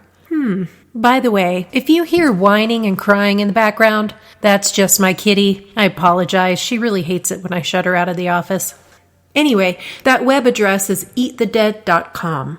I would also like to recommend Shivers of Delight. This blog highlights all kinds of artists and small businesses that create dark art and spooky stuff. There are new posts on this blog almost every single day, Monday through Friday, so there's a ton of stuff to check out. That web address is shiversofdelight.blogspot.com. The second season of Castle Rock is available on Hulu, and I have to say I really enjoyed it. This is a series that is inspired by characters, settings, and themes from the stories of Stephen King. This season focuses largely on the character Annie Wilkes, the main baddie from Stephen King's Misery. In this imagining, she's a mentally ill young woman traveling across the country with her daughter, taking nursing jobs as they travel and running from something, which gets explained as the show progresses. Circumstances find her being stuck in the town of Jerusalem's Lot, which is the setting of King's novel Salem's Lot. And this series posits what might happen if Annie Wilkes had to face off against a version of the vampires from Salem's Lot. Sounds insane, I know, but in my opinion, they somehow really pulled this off. I think this is due in large part to the amazing performance of Lizzie Kaplan as Annie Wilkes. I was super skeptical because I loved Kathy Bates as Annie. But Lizzie really did a great job of honoring Kathy's performance while making the character her own. And if you enjoy King's work, I definitely recommend giving this one a watch. The Chilling Adventures of Sabrina is back for the second half of its second season. I started watching the first episode, which actually starts off in hell. There's some pretty creepy and gruesome imagery already, so I'm curious to see what else they have in store. The Chilling Adventures of Sabrina is streaming on Netflix. There are some other streaming shows that I haven't checked out yet personally, but I think might be worth mentioning. Netflix has a show simply titled Dracula. It's created by Stephen Moffat and Mark Gatiss, which is the same team that made Sherlock. That gave me hope that it could be worthwhile. However, the reviews online aren't very encouraging. It's a reinterpretation of the original novel by Bram Stoker, but most reviews are that it's really just a vehicle for showing how clever the creators think they are, rather than actually focusing on telling a good story. I may check this out just to form my own opinion, but I'm in no hurry. There's also a second season of The Terror now streaming on Hulu. I really liked the first season, which was set around the British Royal Navy's voyage to find the Northwest Passage. It wasn't everyone's cup of tea because it was very atmospheric and a slow trek through dread and mystery, but I dug it. Apparently this second season is reported to be very different in tone than the first. It's set during World War II in a Japanese-American internment camp in California. The Japanese Americans being held there are not only experiencing persecution from the American government, but also mysterious deaths that may be caused by an evil spirit. I plan to give this one a watch for sure. Again, that show is called The Terror Infamy on Hulu. Are you or someone you love into black cats in a big way? Or unique witchy-looking jewelry or spooky pieces for miniatures? Take a gander at the Etsy shop called You May Design. That's capital UMAYDESIGN. This shop was featured on the Shivers of Delight blog, and I'm really digging their work. The seller lives in Turkey, however they do offer express shipping. Their work is a mixture of polymer clay, natural materials like abalone and sterling silver, and raw gemstones and minerals like amethyst, quartz, citrine, and moonstone. This isn't cutesy pie stuff, it's dark and captivating. Their prices range from $30 to over $200 for a jewelry set, so this would make a really nice gift for that spooky person in your life. Or, treat yourself. That's You May Design on Etsy. So while we've been apart, dear minions, aside from having a flooded house, I've also had a house of illness. Gotta love flu season. And it got me thinking, while hacking and creating mountains of crumpled Kleenex, the plague doctor's gotta be one of the creepiest looking historical figures of all time. I mean, if you're sick as hell and some guy in a plague doctor getup appears, that might be just enough to push you right over the edge. He's clearly the Grim Reaper's cousin. And that got me going on a plague doctor Googling spree, which resulted in me finding the following sites that you should check out. There's a pretty fascinating article all about plague doctors on a website called Ancient Origins. Turns out that classic plague doctor uniform was created in 1619 by Louis XIII's chief physician. Before then, there were a variety of different ensembles worn to try and stave off the illness, but neither those nor the well-known mask and robe worked at all, of course. The beak part of the mask was filled with perfumes, flowers, and herbs to help fight off what they believed caused the illness, miasma, or bad air. If only spraying a little Febreze was enough to avoid catching disease. Anyway, the article's really interesting and well worth a look. That's ancient-origins.net, and then do a search for plague doctors, or you can just get the direct link in the show notes. There's a sign on Etsy that would be a great reminder to hang in your bathroom or workplace or anywhere else germs run rampant.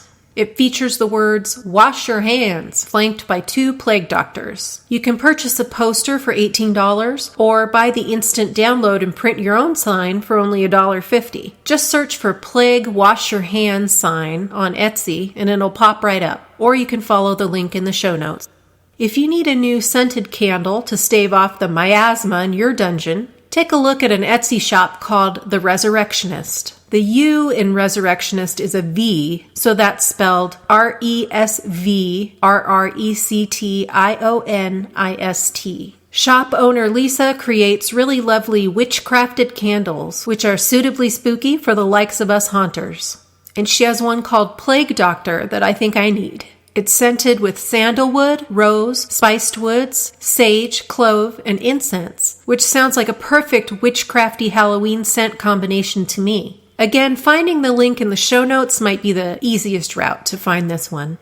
Finally, before I wrap up, I want to give a shout out to a home haunt and YouTube channel, Oak Lane Cemetery. Located in Hopewell, Virginia, this haunt is put together by Greg Cummings. He started out with a modest display in 2007 and has greatly expanded and improved his display in the last few years. Give the Oak Lane Cemetery 2019 Halloween display video a watch. He has a nice collection of fun props and effective lighting.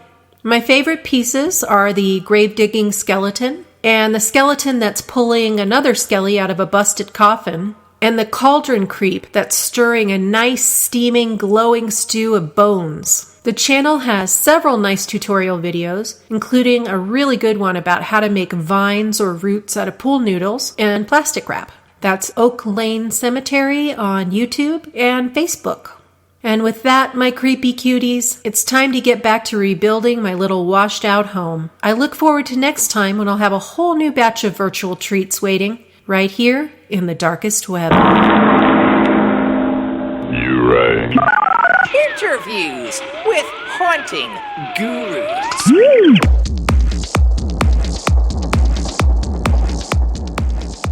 Joining me in the dungeon is the art director and CEO of West Effects Inc., Monsters, Makeup, and Mayhem, Jeff West. What's up, Jeff? How's it going, guys? It's going well, man. So how did you get into the special effects makeup game?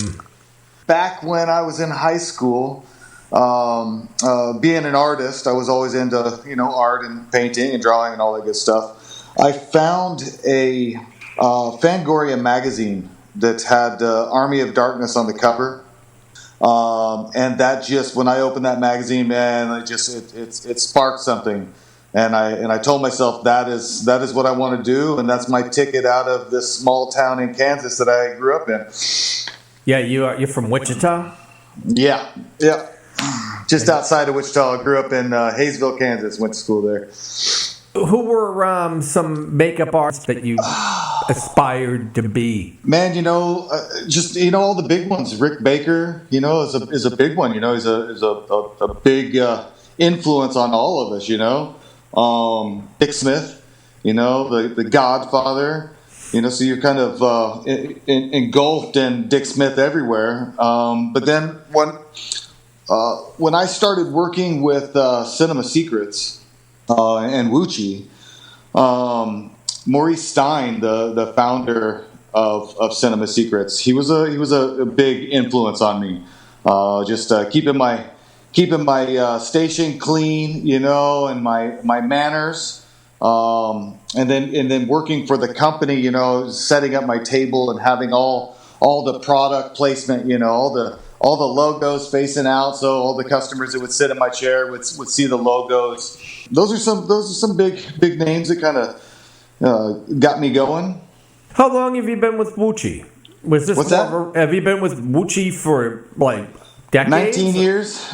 Oh, 19 years, yeah. And you're the creative director? I was creative director. Okay. I haven't been with Wuchi for almost 2 years now. Almost 2 years. I left there and started West Effects Inc. And in the middle of pre-production right now. I'm launching my own product line, March and Transworld. full line of foam latex appliances. Going to come out with, it's looking like 24 new faces. I've got a line of product adhesive, a line of product of prosthetic paints. I'm doing zinc oxide primers that go underneath before the glue and application happens to stop the sweat.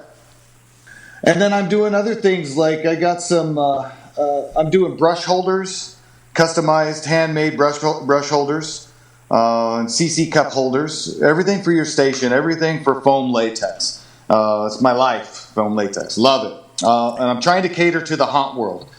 I kind of feel like I'm a part of it now, kind of sitting on the sidelines for years, just kind of watching how everything works, see what people use, how they use it. Now it's time to speak up, time to have a voice. I remember my first experience with Wuchi was back in maybe the late 80s, early 90s, right? Yeah. And one of the first times that I really tried to do like special effects makeup on myself, and I had no clue what I was doing. I just put a whole bunch of liquid latex on my face, and I put a Wuchi, one of those, it was the wooden stake that looked like it was going through your temple. You put the side on one side of your temple, and the back end, and then the point coming out of the other side. Dribble blood down it. Terminal. I believe that piece is called Terminal. It's been around 30 plus years. And my first time with special effects was Wuchi as well. Back in high school, it was Halloween, and I had come across the foam prosthetic on the shelf, a devil face. And that was my first go at it, and I ate it up, man. I loved it. I remember the devil face. I almost picked it up, and I was like, no, I want something a little simpler, something a little easier for me to handle.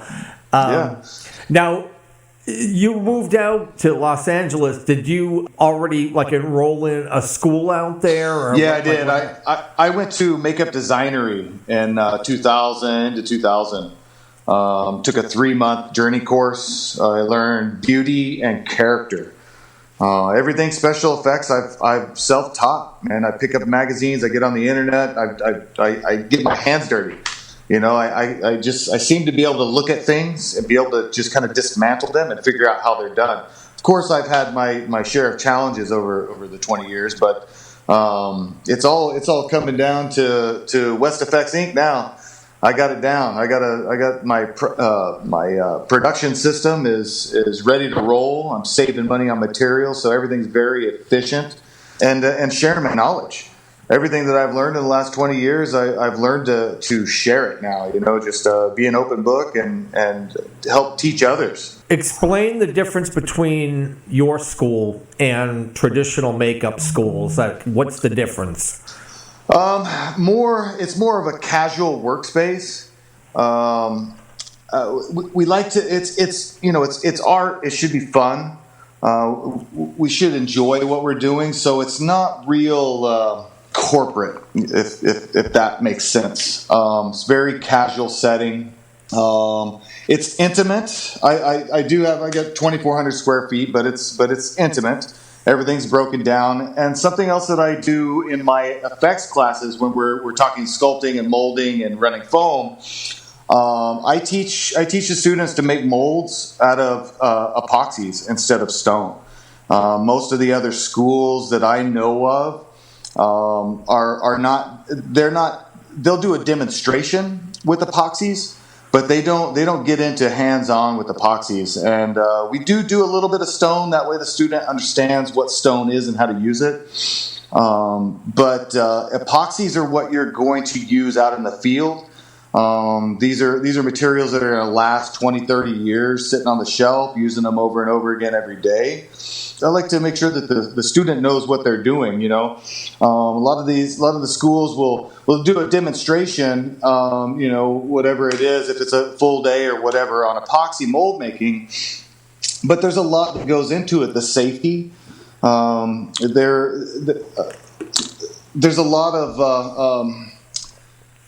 just technique that you need to learn by getting your hands dirty. I feel that people learn better when they're getting their hands dirty. So that's kind of how I like to do it. But now, when I read on your website that there's a big emphasis on not just teaching people some skills and so they can go out and work for somebody else, you're really trying to teach them how to go out on their own. Entrepreneurship. Right? Yes, I am. This Halloween and Halloween haunt industry is big enough for all of us. And one of the things that I when I started this was that for somebody who wants to become a makeup artist or is a makeup artist or an effects artist, they think film. That's on their mind. They want to do movies. They want to be on, they want to work on set, and these big labs that are doing things for that industry. But the Halloween and Halloween attraction industry is overlooked. And this is something that these artists can get work all year round. It's growing like a freight train, and it's not showing any signs of slowing down. So I want to help make it aware to these students that there is a whole nother world out there other than film, where you can actually make a career out of this. And then there's product wise, entrepreneurship, building your own product line and going out doing the trade shows that everybody likes to go to. Be a part of it. Sell some product. Artists love to buy art, and if you're selling it, there's somebody there that's going to buy it. You start off, of course, you start off small, and then you just keep working and staying up all night and and keep banging it out, and it'll happen. Because you offer courses and you also offer weekend workshops. So why don't you give us like an overview of what one of your courses is? So right now, actually, I'm all in production for Transworld coming up. To do this product launch. But normally I have a 6 and a 10-day course. That the 6-day course is mold making, sculpting, mold making, and running foam. So we'll go through design in the beginning. We'll pick our characters. I like to make sure that the student, before they decide on a character, that character has an actual backstory. Because it You could go out if you're trying to get a job somewhere, sculpting a monster or whatever. You have a portfolio that looks like everybody else's, but if somebody asks you, what inspired you to create this character, and say, oh, I just did it, it's cool and all, but if you say, well, this character comes from planet so and so, this is what it eats, it has 2 suns. This is the kind of air it breathes. That's why it has 4 nostrils. That's why it has 6 eyes. All that stuff, and it builds a full character, and you kind of start to understand your character a little more. So I like to really get into the design part of it in the beginning, and then we go into the molding, and then we run foam, and then if it's a 10-day course, it's another 4 days. We'll go into product application. So we'll learn about the glues, different paints. All the different types of products and how to use them, using brushes, using sponges, and basically kind of like how I would do it, how Jeff West would apply something, and it's a kind of a crash course, and that's my normal course right now. We are going to start doing more workshops, just because I really want to. I love making product. And it's kind of a thing that is real close to me. So I want to focus a lot more time on creating this line. And then I'm just going to break my classes down into more workshops that are focused on certain things. It's hard for people to find time to take full courses or do weekdays or, and if I do weekends and I don't get a weekend, then my wife wants to shoot me. So it's kind of balancing out now. It's starting to after I opened a year and a half ago.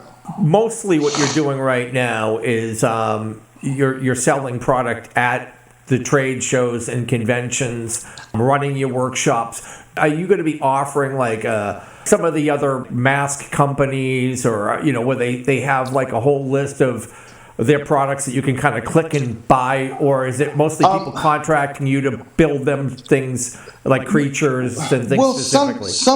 Some people do contact me to create things. I'll do those every once in a while, but I'm not gonna sell. I don't plan on having a store and selling other people's product. No. I mean, just your creations, monsters. So that will all be up. Probably the first week of March will all be up on westfxinc.com. The full store will be there. All products will be available for ordering. I will do wholesales for the bigger accounts, and then retail sales is what I'm after. I want to start spreading my product around the world, man. My focus is the haunts, man. I have a passion for it. Are you working for any haunts in the LA area? Are you doing? No, I'm not. But previously, when I was working for Wuchi, we had a lot of my work that's sold through them. Is I think they got like six Flag locations that are using their stuff.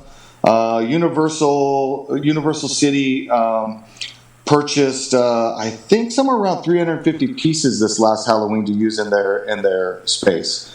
I had one of my past students worked at the Six Flags out here this last Halloween, and she ended up using the piece that she created here in class and applying it on one of her characters there for the season.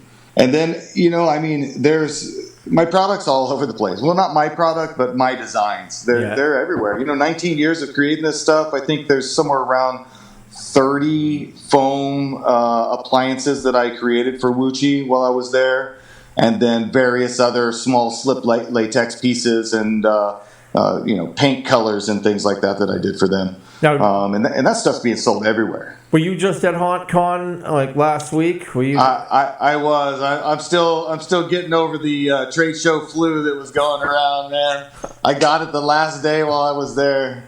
And I got back and I laid in bed for 2 days, man, and I couldn't lay there anymore. So I got to go to work. I got to get back to work, man.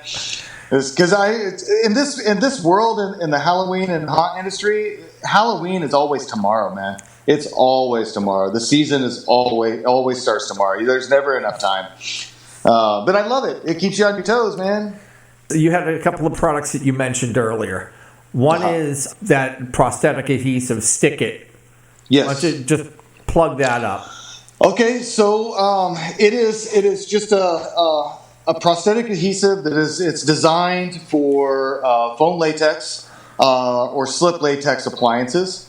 It's a water-based formula. I not that long ago started studying cosmetic chemistry and creating my own products that way. I'm really enjoying the chemistry part of it. But I'm packaging my glue and glass skull bottles, the little 1 ounce, and then I'll do 2 ounce and 4 ounce bottles and so on. But I'm doing glass because I'm trying to stay away from single-use plastics. And I go through those things. I go through a lot of them, man, and they just pile up. So I just want to do my part by not having a pile of plastic at the end of the year that just goes in the trash. If you know what I mean. It's a good product. It works really well. It's a white product that dries clear, just like most prosthetic adhesive. And then I have my Paint It, which also comes in glass skull bottles. I like skulls. I think everybody in the industry loves skulls, and I want to stand out. I want to have something a little different than everybody else. And I'm not sure exactly on how many colors I'm going to launch March, but it will be somewhere around 12. I think I'm going to do the primaries, and then I think I'm going to do a monster kit, and then a few flesh tones. So everything that I would use to create most of the looks that I do will be in that first launch. Refill bottles will be available. They'll be in plastic bottles that are 100% recyclable and in a larger bottle. So like if you buy a quart, then you can refill the 1 ounce bottles that go in your kit or on your station. That way, one of the things I like to teach is to keep all your bottles sealed up. When you leave a bottle cracked or open while you're working, it looks messy, but it's also evaporating. You're wasting product. So whatever you just purchased for however much it was, and we know it's all of it's not cheap. So it's just sitting there. It's evaporating into the air, and you're just throwing money out down the drain. You know. So the refill system, that'll all be available, different sizes. I got a cosmetic grade zinc oxide powder that is used before application. So on a clean face, this goes on. It's something that's actually good for the skin as well. But it stops you from sweating. It's one of the ingredients that would be like in a deodorant. And it's something that will really help haunters a lot, especially a lot of the guys that sweat a lot. You know, this will cut the sweating way down. If you sweat at all with it on, the adhesion is much, much better. So this is going to be a great product, I think, for everyone in the industry. Also, I'm working on a sealer, which is going to be called Seal It. So I got the zinc powder that's called Stop It, and then I got the glue, which is called Stick It, and then the paint it, and then I'm going to have a sealer seal it, and then a remover remove it. And it's all because I want a system. I want something that's an easy to follow system that can sit on the shelf in the makeup room or wherever you're doing it, doing your makeups, and you just follow the steps for maximum performance. You know, if you get what I'm saying there, you know. Yeah, I'm with you. I think it would just help people out a lot. You're just seeing the need and saying, this is what I would like for me in my setup, and this is. Yes, this is exactly how I do it, anyways. So I'm just taking the steps that I take, and I'm putting them in a bottle, and the goal is to put it in the hands of the artist. So with my foam latex. There's a few things that I'm doing different than everyone else in the industry. One of them is that the rotten egg smell, the sulfur and ammonia that you smell in the foam, it never really ever goes away completely. But I'm adding scent additives to my foam. So I got clowns prosthetics that smell like cotton candy or waffle cones. And then I have demons and bat demons and things like that have this gothic scent to them. I can almost do just about any scent. I'm trying to boil it down to which ones that I'm going to actually use.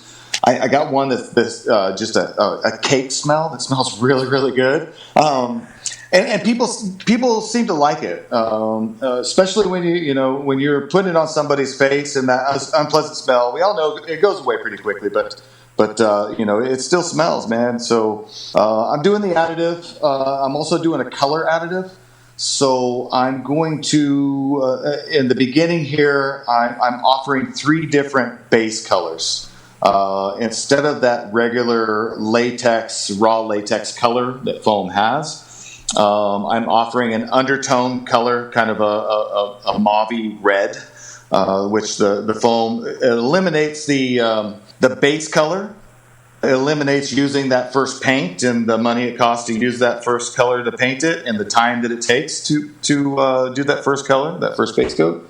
And I'm offering a couple other colors as well. Something else that I'm doing is just kind of a novelty for me, but so many people request it is they like to use foam over and over again. And during the process of the use of foam and removal and everything, it's a soft sponge, so it rips and tears. I'm baking a mesh into the foam, which holds it together really, really well. It's just a nice soft pantyhose mesh that's just being baked into the foam.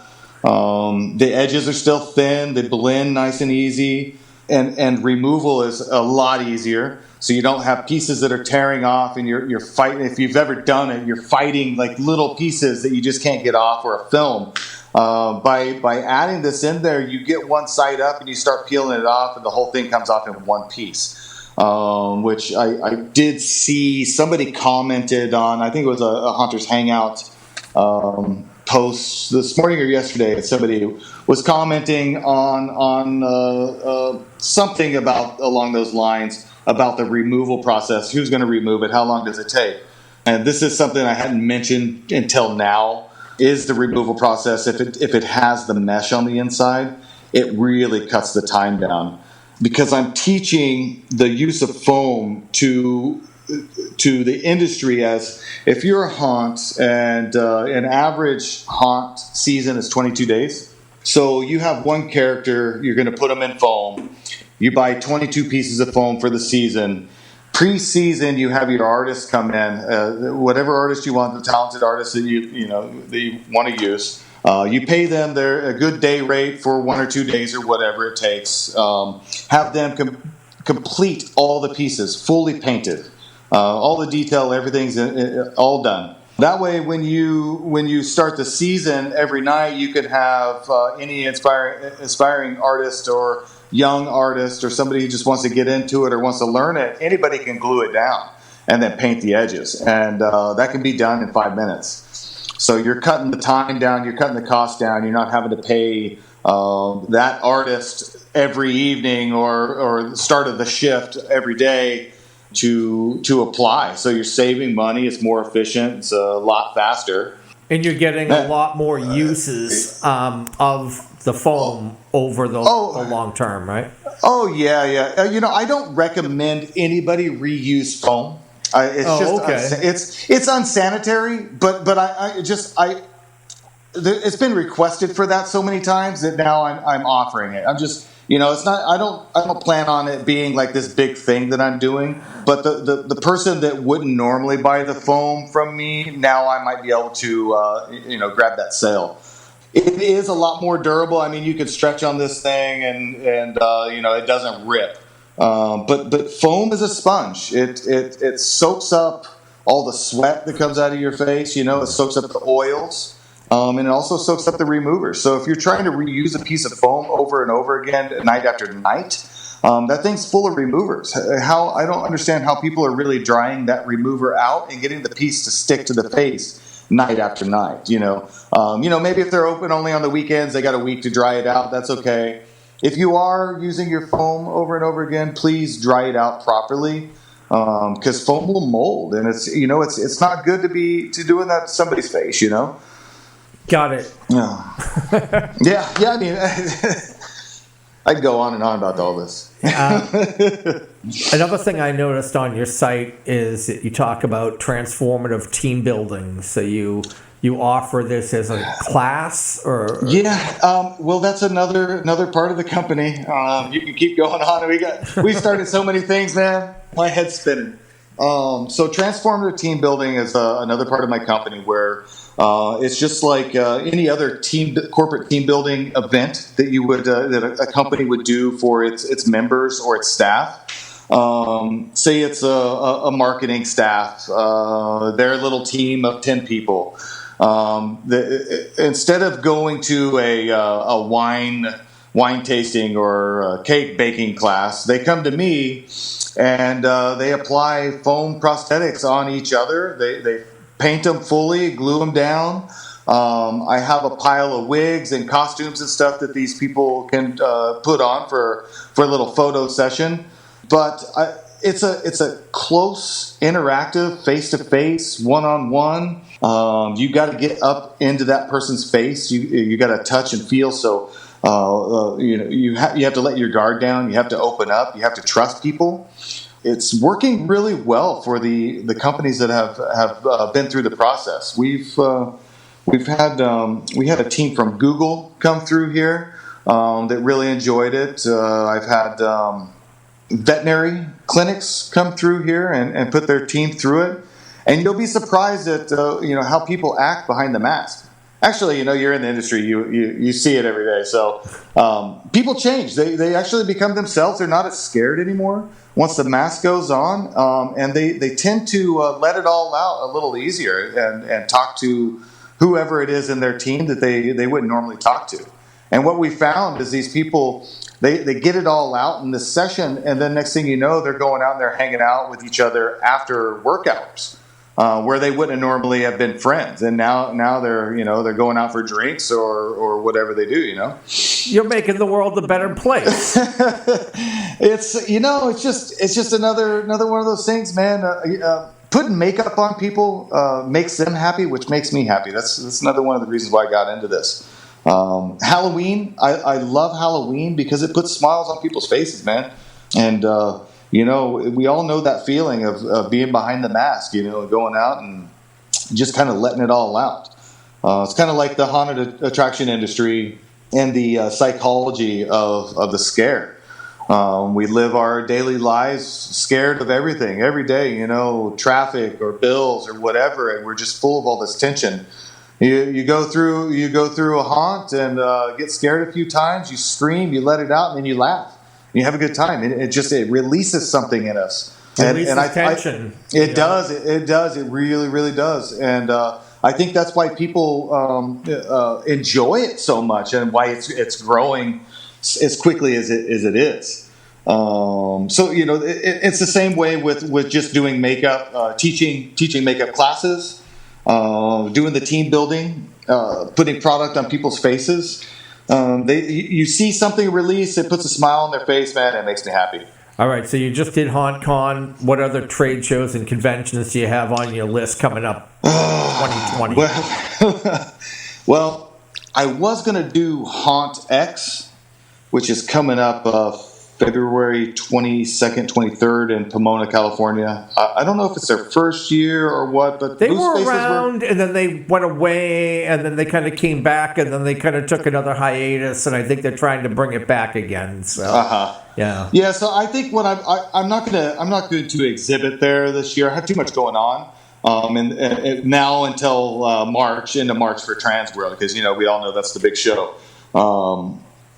I'm going to go to Haunt X and check it out and see what it's like, see what the attendance is like, see what kind of customers are there. Yeah, I know that they are pushing education, which is right up my alley. But I do want to get a feel for it before I just go and take a weekend out and I wish load up a bunch of stuff and set it up and tear it down and But next is it's not a show that I'm exhibiting at, but I'm going to the Design and Manufacturing Show, which is going to be in Anaheim, California, like the 10th, 11th, 12th, something like that. I'm going to go for one day.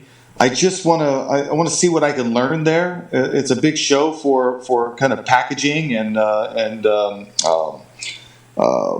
innovative new products. So now that I'm doing this product line and I'm trying to be environmentally friendly, I'd like to see what kind of products for packaging are out there, so I don't have to use plastic.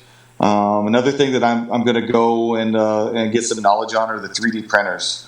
I really want to look into that, go in that route for some of my packaging, even some of my brush holders and CC cup holders for your makeup station. These are things that I can design online or with ZBrush or something like that, which would be another program I have to learn. But I could have printers printing that stuff out for me all day long, instead of physically opening a can of epoxy and mixing it together and casting pieces. So, that's what's going on until Transworld. And then after Transworld, I'm thinking what's going to happen after that is probably Midsummer Scream. But we'll see what happens with this product launch. Yeah. I may be in the lab here working. I hope so. And if all goes well, like I say, Transworld, you do big business there. You're probably busy for a couple of months with the orders and things of that nature, right? So I expect to be in full production from when we leave there the end of March for 3 months until ship dates in August. Get all the products shipped in August and hopefully sell a bunch, man. My goal is to teach the industry to not be scared to use foam. I think it's a great product for an industry, and I think that there's enough money being made on ticket sales that companies can afford to use it. Because you're putting when you're putting a nice prosthetic on somebody's face that they can eat and they can drink, they're not pulling the mask on and off. It breathes, so it's comfortable to wear. I think the customers will have a lot more fun. Like I always tell everybody, there's a place for every product in a haunt. There's a place for your silicone mask. There's a place for your slip latex masks. There's a place for your makeup, and there's a place for foam. I think that a couple things that people overlook using foam is that they think using an airbrush and doing an airbrush makeup is fast. But I ask people just to time it.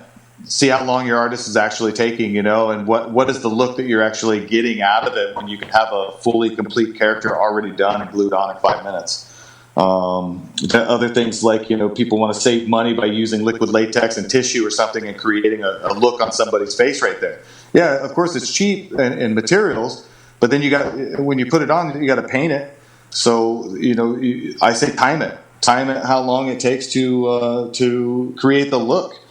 And then time what it takes to have a pre-painted foam piece with all the work already done. The sculpt is there, the character's done, and if you have an artist pre-paint it, put it on, glue it on in 5 minutes, and hopefully with all my steps, this will all work out for everybody.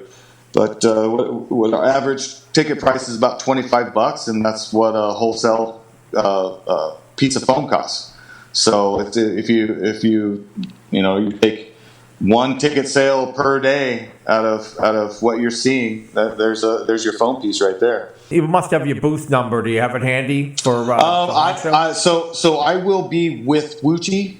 Wuchi and I will be in the same booth. We are on Makeup Row, and it is 1314. I will be selling foam for Wuchi. My best friend owns and runs Wuchi. So, and I'll always be doing work for them, but it's just time for me to start doing my own product. I'm going to be helping him out with, when I say him, it's John Stein who's running Wuchi. Going to be helping him out with production, with their foam and stuff like that throughout the future. So, but that's where I'll be. We'll be sharing a booth like always. John and I have been there. I think this is our 5th year in the most recent Trans World shows. I mean, we go all the way back. I think the first time I did Trans World with Wuchi was it's either 2003 or 2004. I still have the badge around here somewhere.